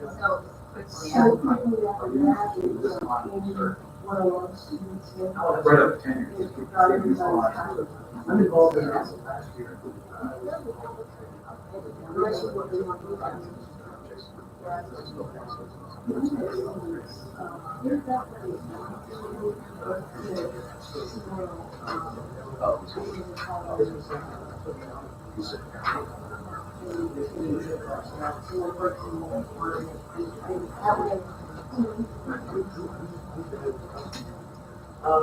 Yes. Big kids are somewhere, you have to do more than. Graduate from. They're all suffocated for 3 years. Yeah. Cool, perfect. Awesome, thank you. Yeah, it is. It is.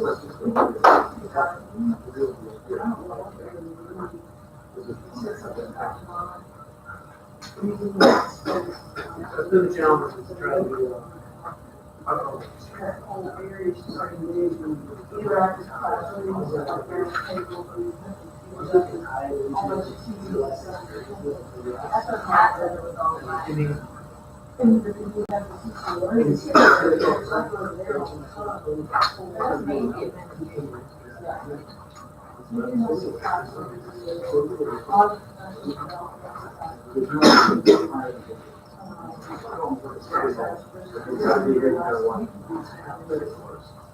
So you're not,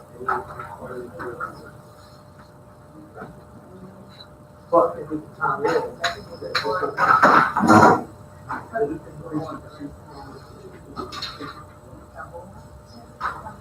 then I think Within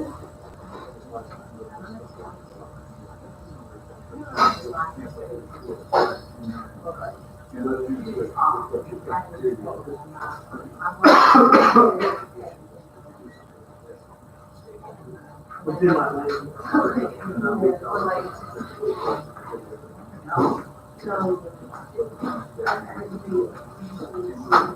Take some notes. I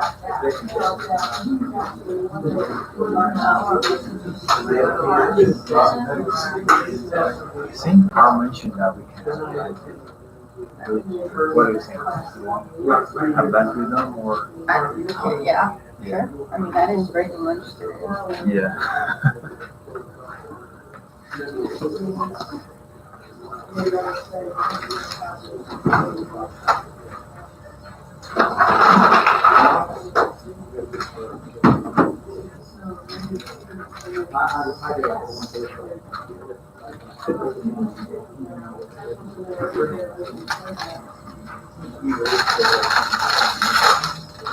Dissertation.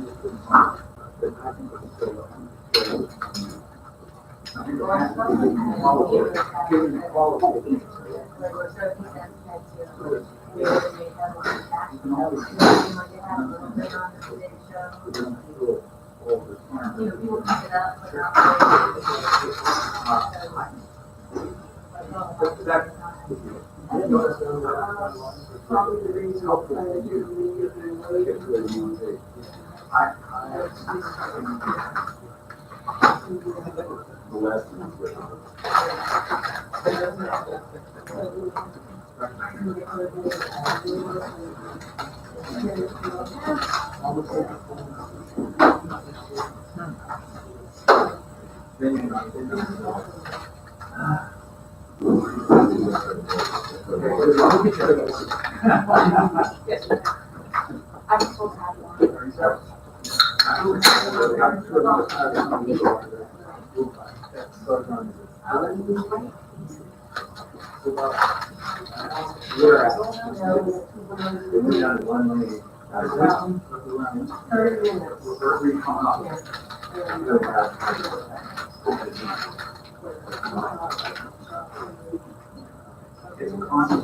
We stopped and saw the sign that said, road usually running 5 miles. I was over 5 miles behind. Went through 2 tunnels. So I got home and, Just the nature of the. You know, rewrite it. It's just horrible.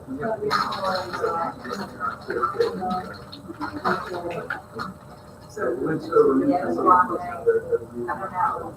My head is like,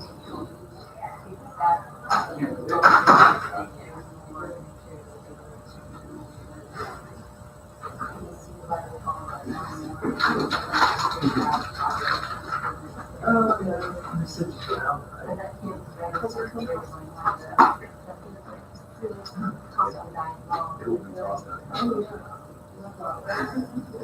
I'm surprised.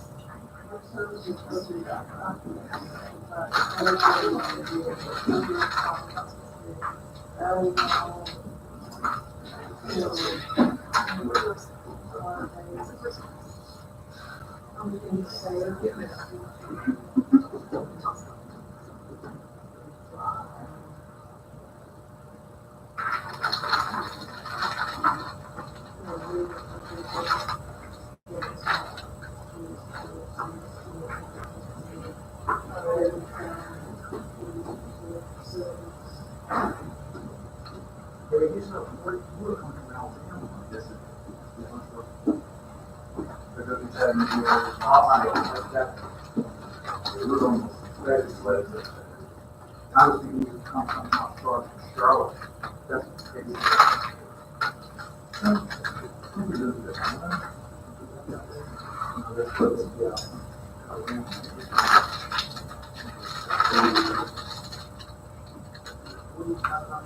Yes, yes, yes.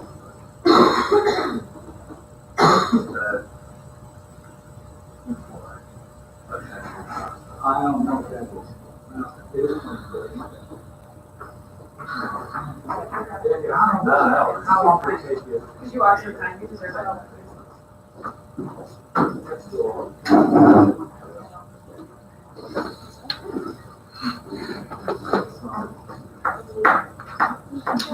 Yeah, we have them solve it together.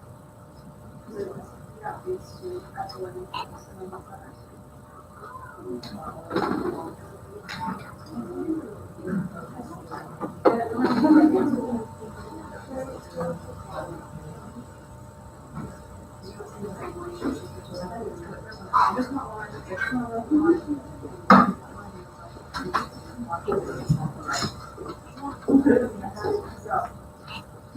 What's attendance been like on the Zoom? Yeah, there are several EdD students, they're watching this. Okay. Invited. Yeah,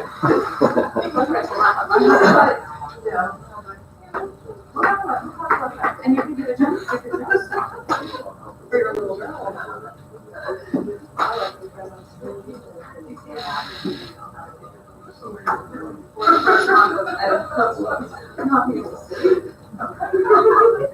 What's this, 18 years? Oh, yeah. So did he push back? Back.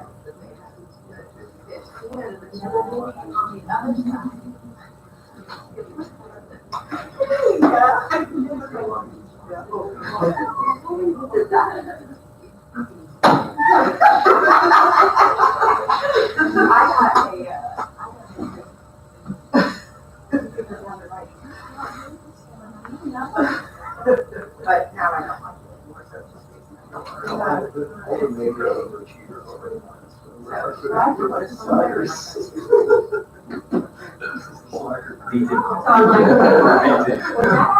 it's Upgrade.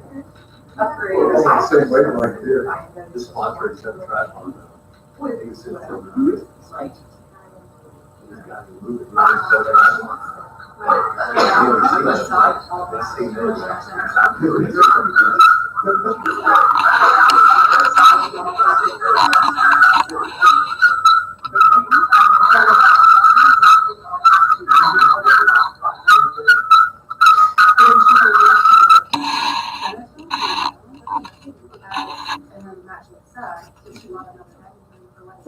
These are, one of these are.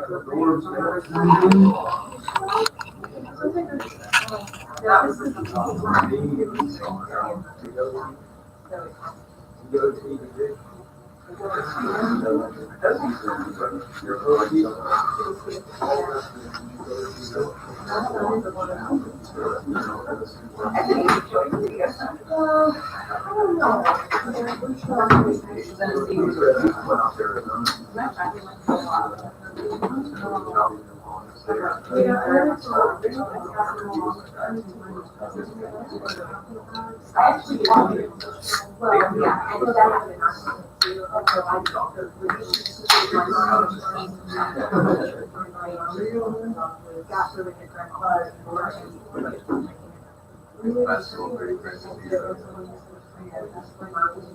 Girls are right now, just finished her area.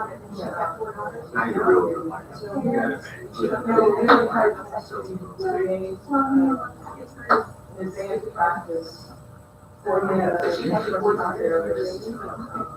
I know it's like.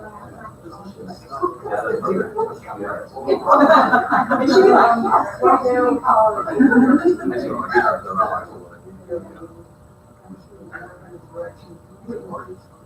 Sort of necessarily has what she sort of that role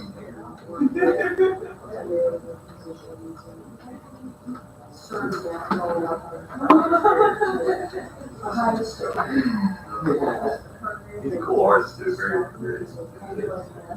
Yeah, and then we're looking at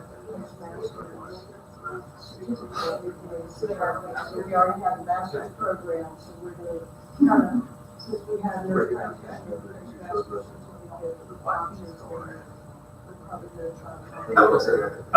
Very Potter.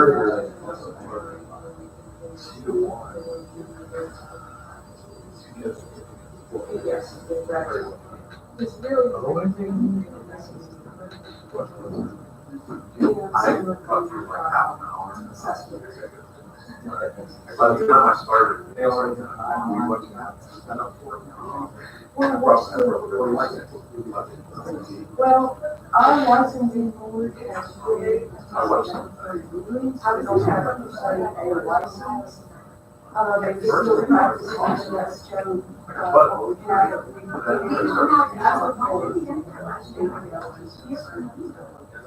Some of the decisions that are working with officials now to try to get some,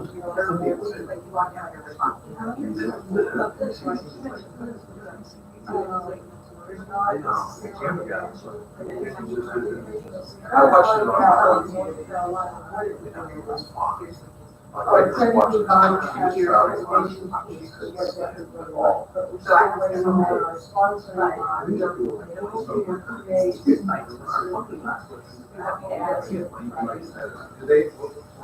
I mean, I think it's probably super.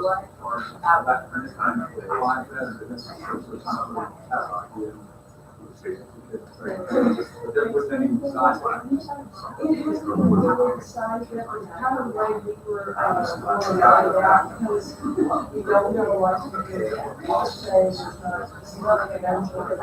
They have to have.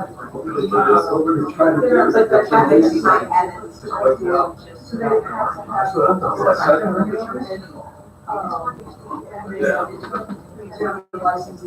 they have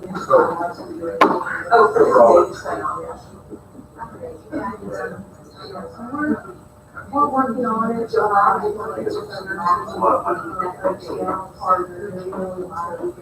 take our students, values that out.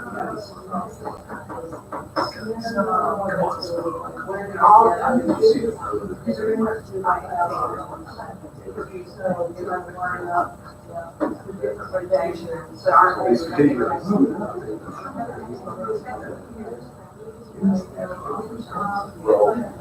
many of them are all graduation? I knew there was a Full-time, we've got 3, and there's 6 days to add 4, which is basically. Yeah, our undergraduate. No, they just want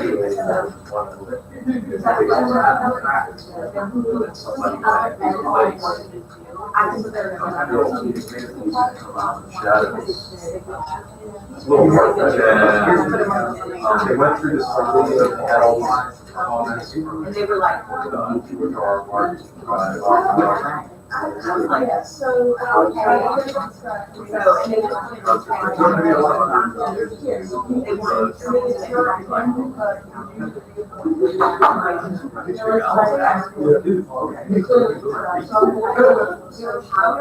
I will talk about it. my daughter.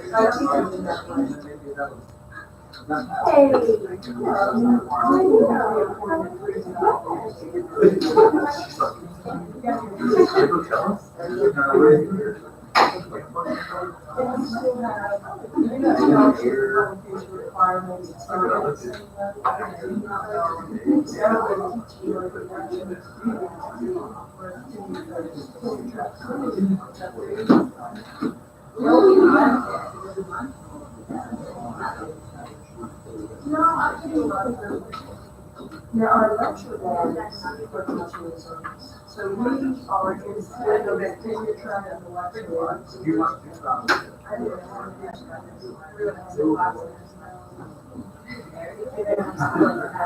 Since last time, I'm the undergraduate for our master's program and also services.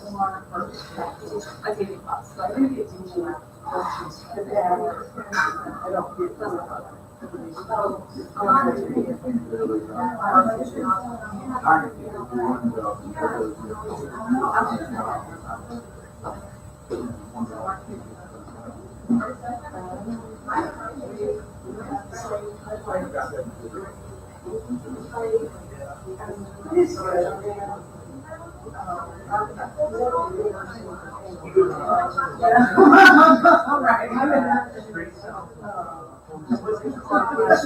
Stuff wasn't quite there.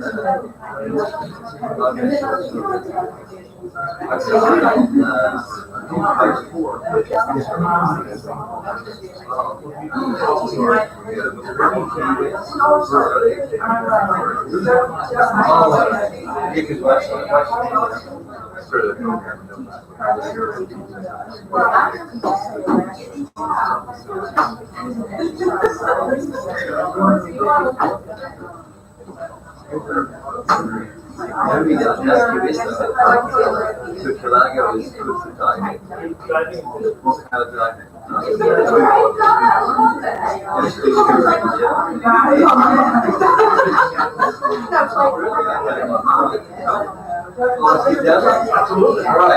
Thanks. Good job.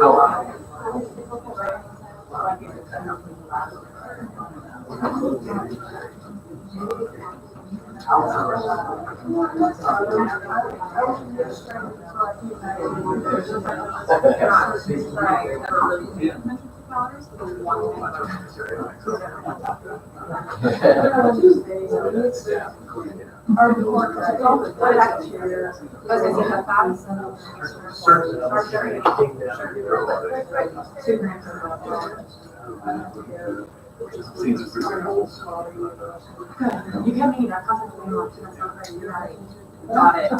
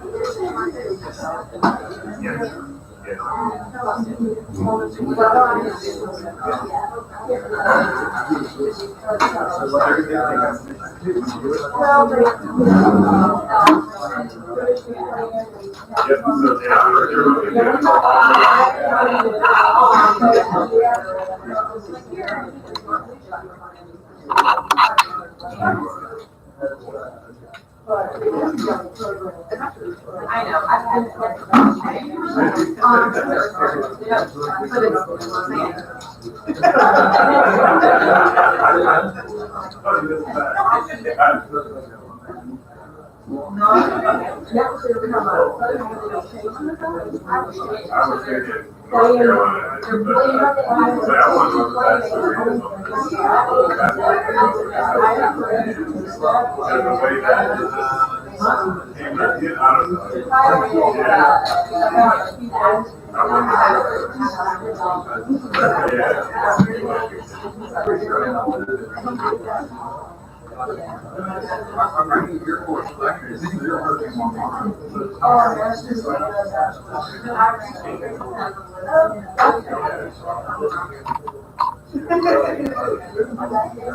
Well, you know, there's a way you have to,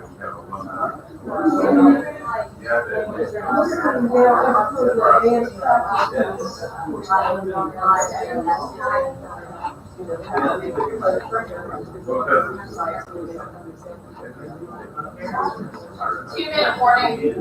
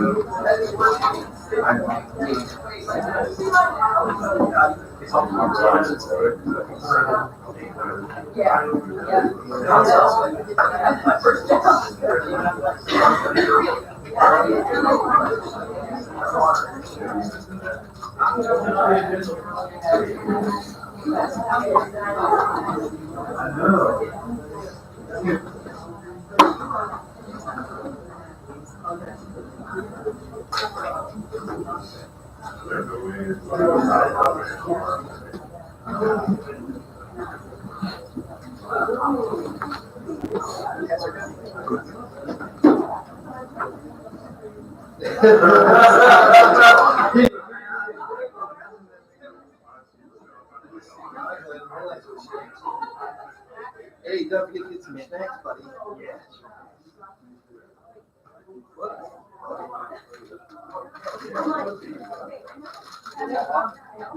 I got it.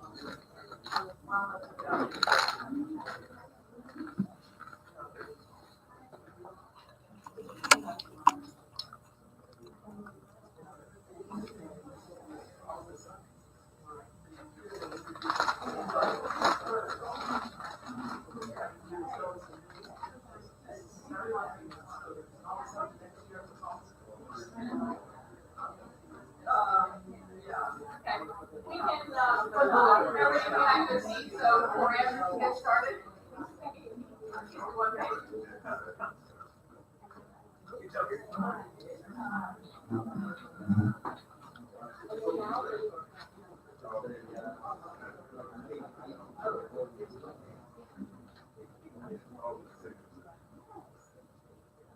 Usually on my phone, it's 1 minute. Breathe.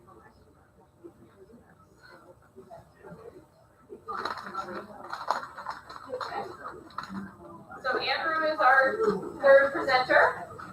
And with that, I'll let him get us started. Thanks. All right, well, good morning and thank you for being here. I know a lot of you have to be here, so, but thank you. Another thanks to my committee for helping me get to this point in the process. Before I start, I want to talk a little bit about why this topic is so important to me. By trade, I'm a strength and conditioning coach. I was certified CSCS in 2002. I spent 11 years in the Division I strength and conditioning space, 3 years at a private high school, and then 2 years as a head strength and conditioning coach for the U.S. Women's National Lacrosse team. Throughout that entire time, never once was I evaluated on my competency as a strength and conditioning coach. So that's why this is kind of important to me. And now I'm in an administrative role as an assistant AD where I do oversee strength and conditioning. So looking to continue to push the strength and conditioning profession forward. So the title of my dissertation was Expectations of Strength and Conditioning Professionals from the Perspectives of Athletic Administrators and Strength and Conditioning Professionals. It's a nice and short title. So there's a number of schools of thought, many training philosophies, and a multitude of job responsibilities outside of the physical development of student athletes. Therefore, assessing effectiveness and competency of a strength and conditioning professional has been shown to be a very difficult endeavor, and talked about in the literature a good amount. Individual athletic departments are charged with ensuring standards are being upheld to promote the safety and well-being of the collegiate student athlete. Professional standards and guidelines for strength and conditioning professionals have been established by the NSCA, but they're not really followed. They do outline qualifications required to pass the CSCS exam and provide a framework for operating procedures as a strength and conditioning professional, but they do lack explicit job responsibilities. The NCAA in 2016 passed a mandate that they require certification from a governing body. Part of the problem here is that there are two governing bodies that kind of go back and forth, and there is no one overarching governing body like the NATA. Both organizations haven't been able to come to an agreement on how to govern strength and conditioning professionals. So it's the NSCA and the CSCCA, which is the Collegiate Strength and Conditioning Coaches Association. And therefore, no standardized evaluation of the strength and conditioning professional is out there. So to get there, the purpose of this study was to examine the expectations and responsibilities of strength and conditioning professionals from the perspective of athletic administrators, and to identify strength and conditioning professionals' expectations for administrative evaluation of their work. To answer that purpose, we looked at three specific aims. First, to identify athletic directors' expectations for the work of strength and conditioning professionals. Second, to identify strength and conditioning professionals' expectations regarding the athletic director's evaluation of their work. And third is assess current evaluation practices used by ADs in evaluating strength and conditioning professionals. Qualitative case study using semi-structured interviews were used to provide a thematic framework to address the aims of this study. From a participant standpoint, we're recruited using a convenient sample of NCAA Division I mid-major athletic conference. From there, 8 athletic administrators that had direct oversight of strength and conditioning, of the strength and conditioning department were recruited. 11 were recruited, 8 ended up being the final number.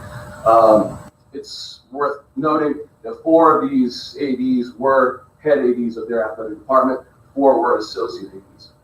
And then we looked at, or I interviewed 8 strength and conditioning professionals as well. To note there, everybody had a different title. So that's another issue that we're facing in the strength and conditioning field, whether it was head strength and conditioning coach, director of athletic performance, assistant AD for strength and conditioning, or athletic performance. So that's another, no one can come to an agreement on what someone's title is supposed to be. So it makes it a little murky. Strength and conditioning professionals were initially contacted to identify the AD charged with providing oversight. Typically, this information is not readily available, so I had to reach out to colleagues of mine to identify who their oversight was. Prospective participants were emailed, and in this email, IRB information sheet was included to give them a background of what we were looking at. Phone interview was scheduled at a mutually convenient time, and during that second email, I shared primary interview questions to not surprise anybody, make sure that they were well prepared on kind of what I was looking for. These were just the basic kind of overarching questions without any kind of follow-up questions, so that they knew what was going on. Phone interviews were audio recorded, and then once they were all done, they were transcribed verbatim using temi.com. I went back and basically cleaned those up and made sure that the transcripts were accurate. Okay, data was organized and analyzed using in vivo qualitative management software. Basically, all this, I had 30-minute interviews 16 times, so that ended up giving me a big data set. This software helped organize so that I could go through and code basically each sentence. So used open and axial coding to identify patterns. And then following that, a code book was developed to include themes, sub-themes, definitions, and quotations from the data set.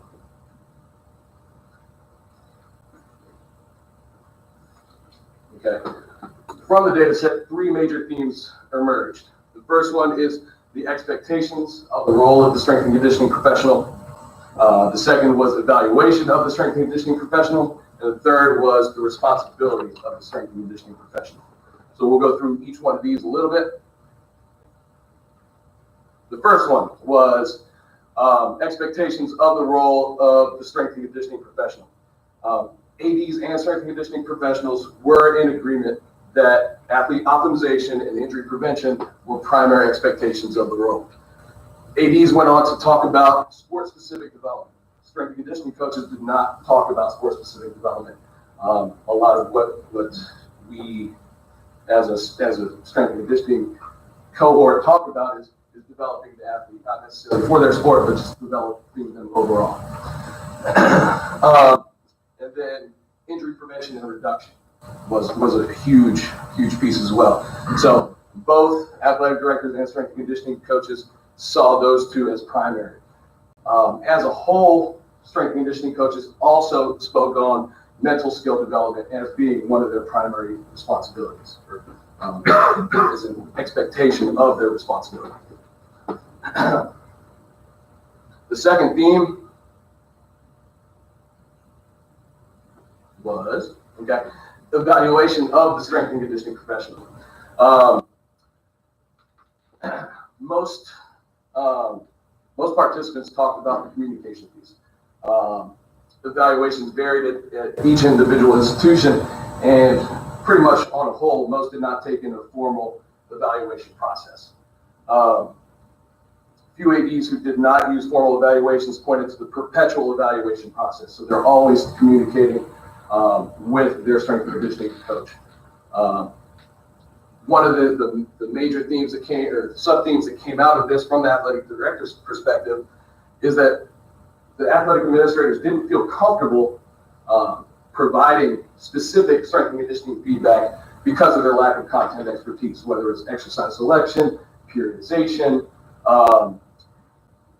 key performance indicators, and such. So, and then another thing that popped out was current standards from the NSCA did not prove to be useful for these ADs. So out of all the ADs, none of them had interacted with the standards.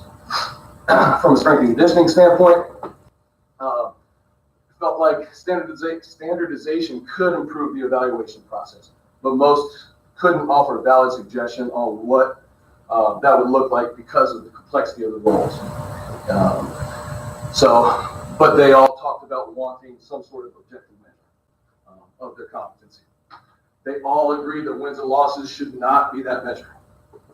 And a combination of injury statistics along with performance metrics may be a better approach. All of the 16 participants came to an agreement that establishing a standard evaluation will continue to be difficult because of the varied job responsibilities. And the third theme is responsibilities. Oh, it went? All right, sorry.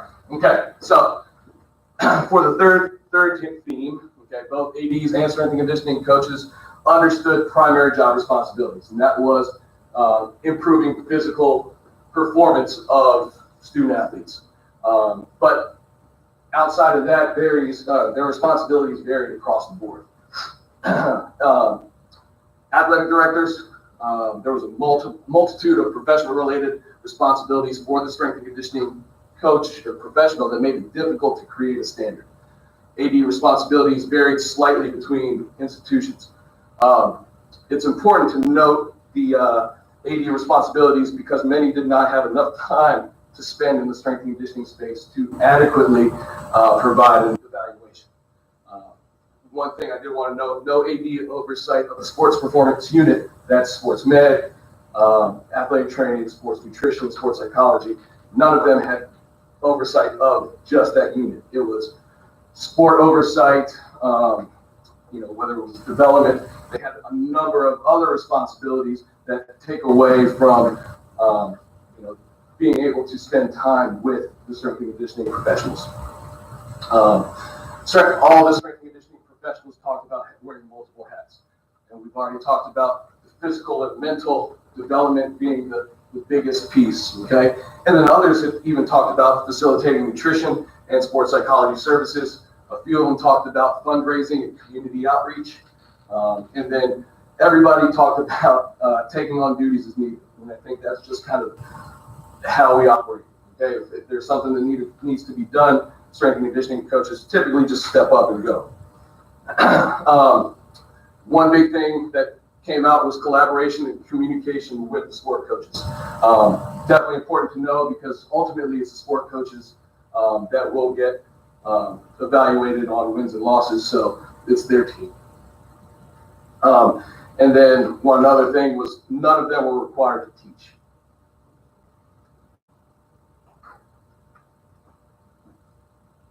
There we go. Okay. So it was general consensus that uniform guidelines are needed to evaluate the strength and conditioning profession.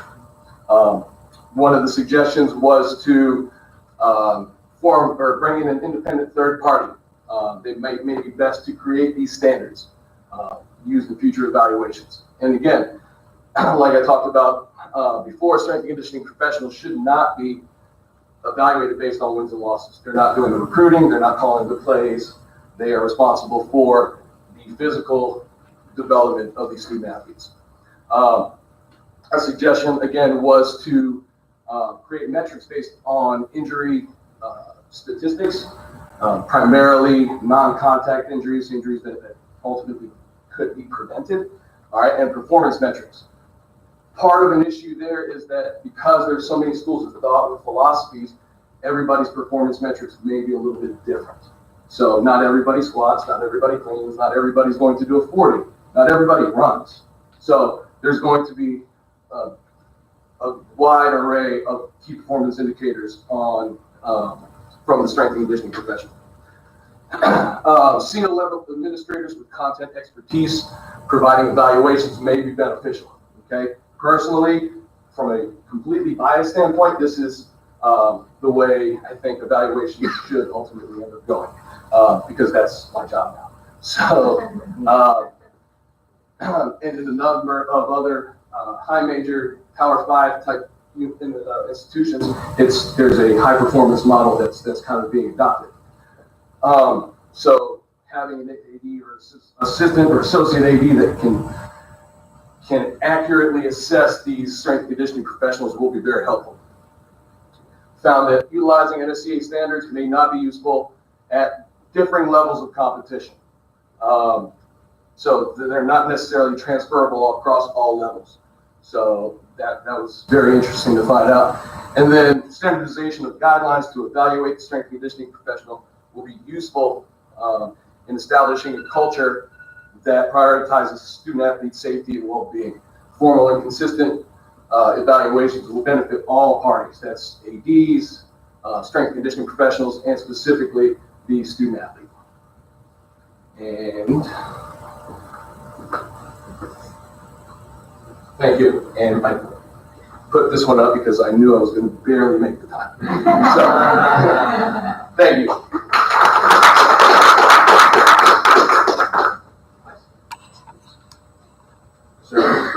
I know you had mentioned that from the AD information that they weren't really comfortable in speaking to you about this because they really don't know what the standards were.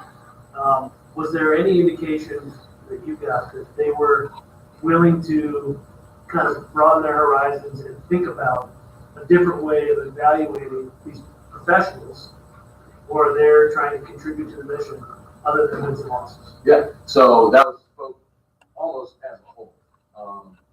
From APs talking about the need for the creation of these standards and so that they have a better grasp on what to look for. So that was kind of the broad, basically the overview of the ADs. They want to do something. There was a few that did have not content expertise, but had previous oversight of strength and conditioning departments that were able to talk about what they saw in other places. So there's still definitely a need for that kind of across the board for ADs. And based on your great background as someone who never got evaluated but filled that position, did you hear anything from the ADs where you were like, wow, this is great, I wish I would have been evaluated that way? Not from the ADs.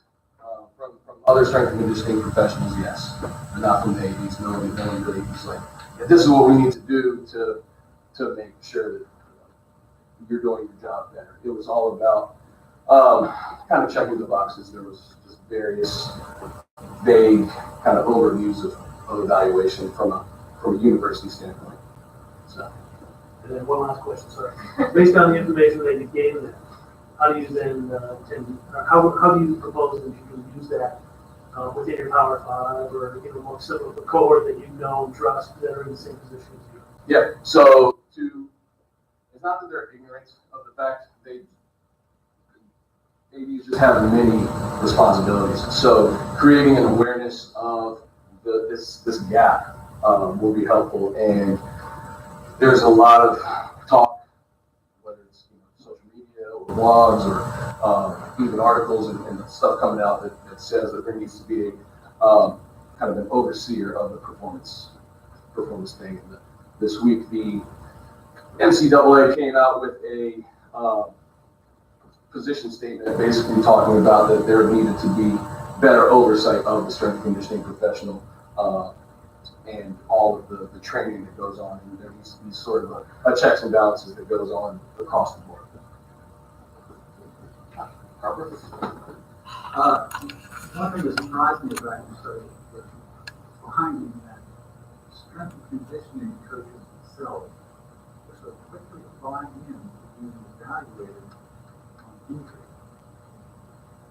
Was that across the board? I mean, that surprised me that they buy into that so quickly. So it was more related directly to the things that are actually preventable.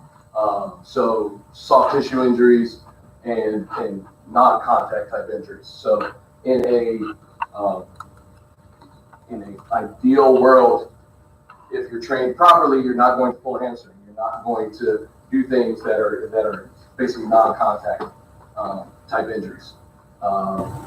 So it was more just the non-contact kind of overarching theme there. The majority of them were comfortable with that. Yes. Even like a neck crank. Mm-hmm. For attendance, they were comfortable with that. Mm-hmm.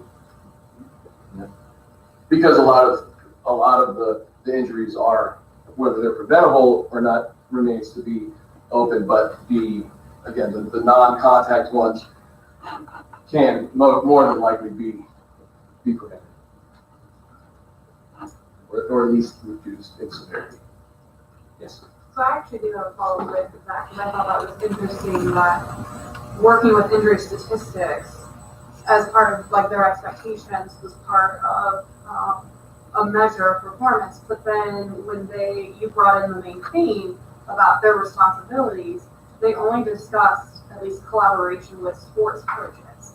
So was there any other discussion about the sport performance staff that they involved, including athletic trainers and sports nutritionists, things that for individuals that they work with that are not just directly related to coaches as part of the injury aspect? So that wasn't really talked about. It was more just how do we get to a point where there is something there that we can look at. Why do you think that is? Why do you think, coming from your side of being a strength coach, that they're more focused on working with coaching and collaborating with sport coaches versus other members of? I don't think it's a lack of collaboration. It's more of creating a communication that within the coaches, because strength and conditioning professionals are serving as an arm of the coaching staffs, and that's kind of how it is, and it needs to kind of go away from that.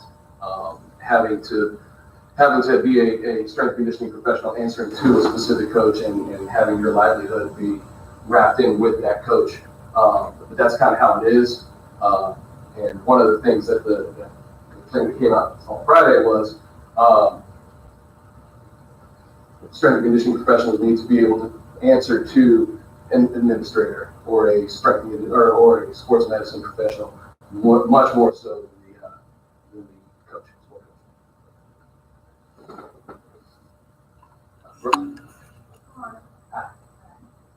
So I'm teaching undergrad someone who wants to become a strength and conditioning coach. Mm-hmm. And so if there's a clear system of evaluation, sometimes that helps a person to know what they can do or they can tell themselves when they do.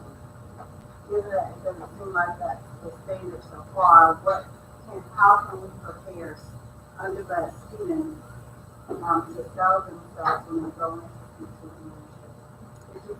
Did you come away with anything that administrator is going to Being able to disassociate the strength and conditioning persona of machismo and aggressiveness, and being able to tone it down and talk to administrators was kind of the biggest thing.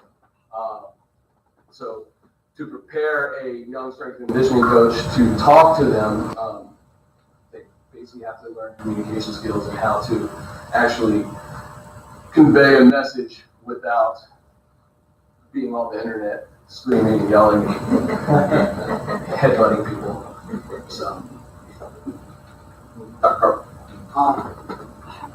Did anything come up about motivating athletes to come to training? I realize he's a mid-major athlete, that if the coach doesn't require them to come to training, then the assumption they simply won't come. They won't show up for their training. right. Did anything come up about being judged or evaluated in that regard, or they still they had no control over that? If the head coach didn't support them, they wouldn't show up to training. Right. So I mean, that's it. That's 100% right. But because of the way things are, and kind of at our level, it's a requirement and a necessity at this point. So there's not necessarily a saying the coach making people come.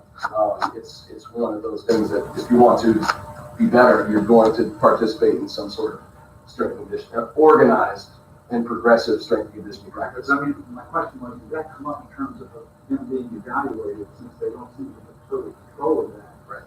And they were kind of okay with being evaluated without injury, and it's possible that 50% of their athletes aren't even showing up all the time to train. Right.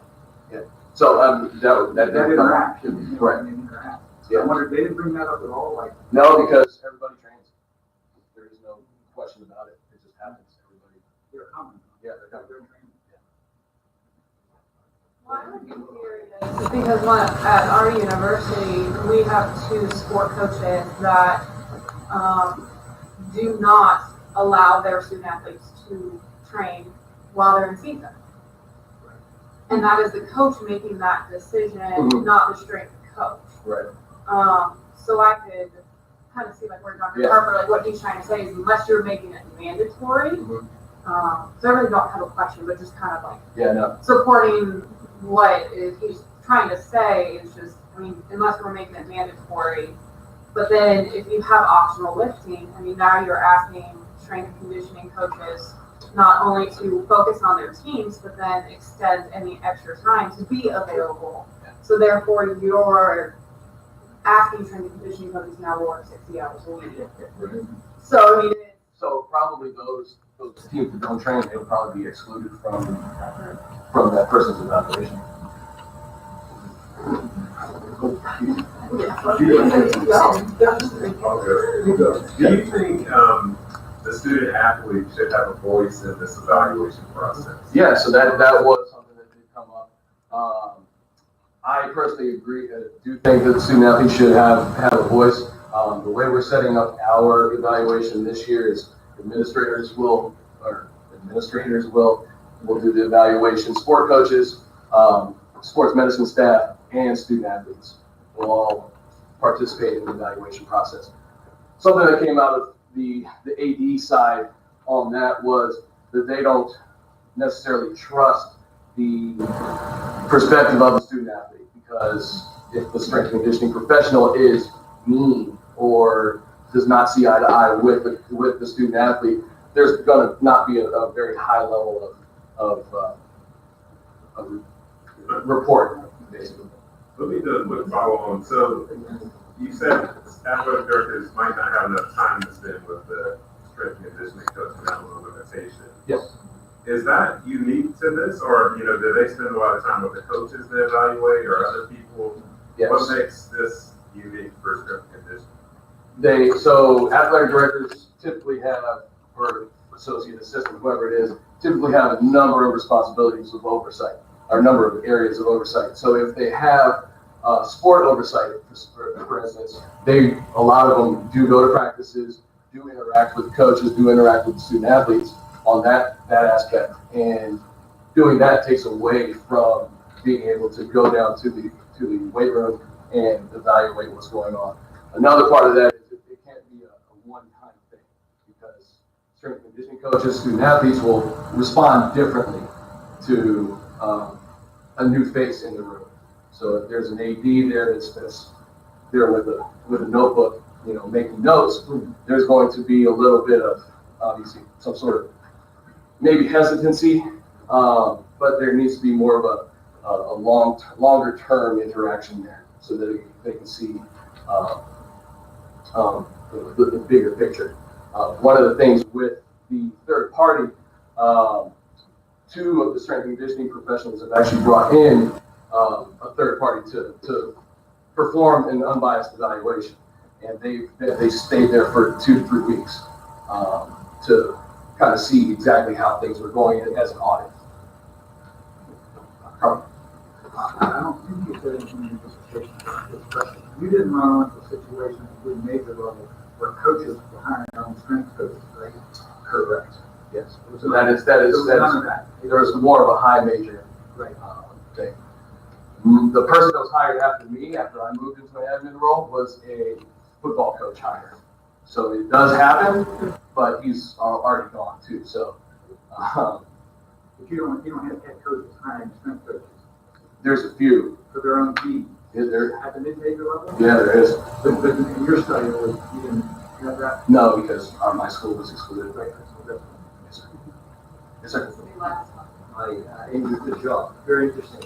I just, with your theme 3, I thought that was very interesting. You've got responsibilities as strength and conditioning professionals. Sort of looking at the detail and seeing some of your data analysis that you've done, it seems to me that, some of your stuff is very interesting. So I just wanted you, if you don't mind, talk about a couple of those. Like, one with multiple hats, so that's on my theme 3. Okay. Or the other one you mentioned, and underneath that was, taking on duties as needed. Mm-hmm. To me, it seems like you're sort of, follow up, like this about the student, sort of digging in, so sort of more in-depth, painting the picture from your perspective. Can you just talk about that a little bit? Yeah, so main sort of gritty things that may not be obvious to us. So it'd be very easy to, I've talked to people about this. It's like, oh yeah, you should just be able to look and see if they're getting stronger and faster, and that's it. I wish it was that easy. So at the mid-major level specifically, strength and conditioning professionals have to do a number of different things. So it's from talking to recruits to administrative duties, like making sure that the budget is right, and the physical or the mental piece is also a part of that, and then creating a culture is an extension of what typically what the head sport coach wants. So that, in addition to, so there was fundraising and going out and doing community engagement, which I thought was interesting. And there was a couple of strength and conditioning coaches who had to do that to fundraise, so that they had money to put into their budget. So there's a number of other responsibilities in addition to going to practice and going to meetings and a lot more than just the physical development piece. Thank you.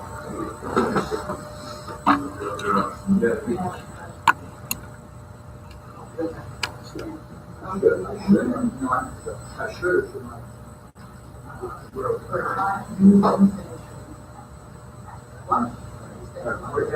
Thank you.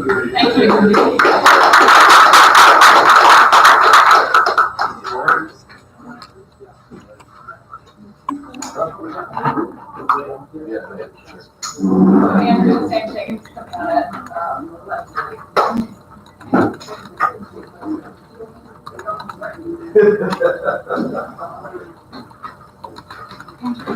Does your, the Campbell House that? Have you guys thought of the exact evaluation, so that way? It's actually the second, so the second one doesn't keep, so the first one, second one doesn't keep. Or the ones that are. So that I don't have to look at. Right, yeah, so that when you're talking about it's not to be a good way, because then it gets filtered out to one other person, let's say, one person for this, whereas everybody else. So it's not the entire student, it's specific ones that hopefully ease it. And it'll be a section Like, I get that you, like, most of what you do is hands-on, and that's for the best, but do you ever get an opportunity to sit down with the individuals and kind of walk through, here's why we're having to do it this way, or is that not necessary? So that's kind of in our pre-brief and post-brief, but that's personally how I do it. This is why we're doing today.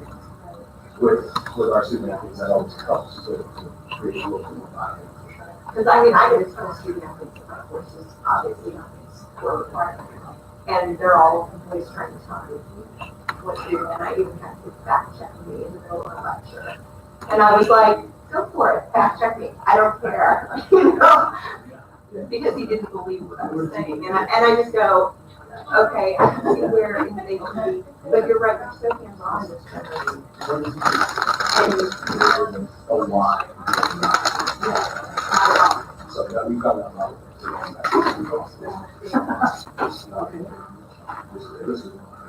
and they want to know the why before they're perfect. And I'm like,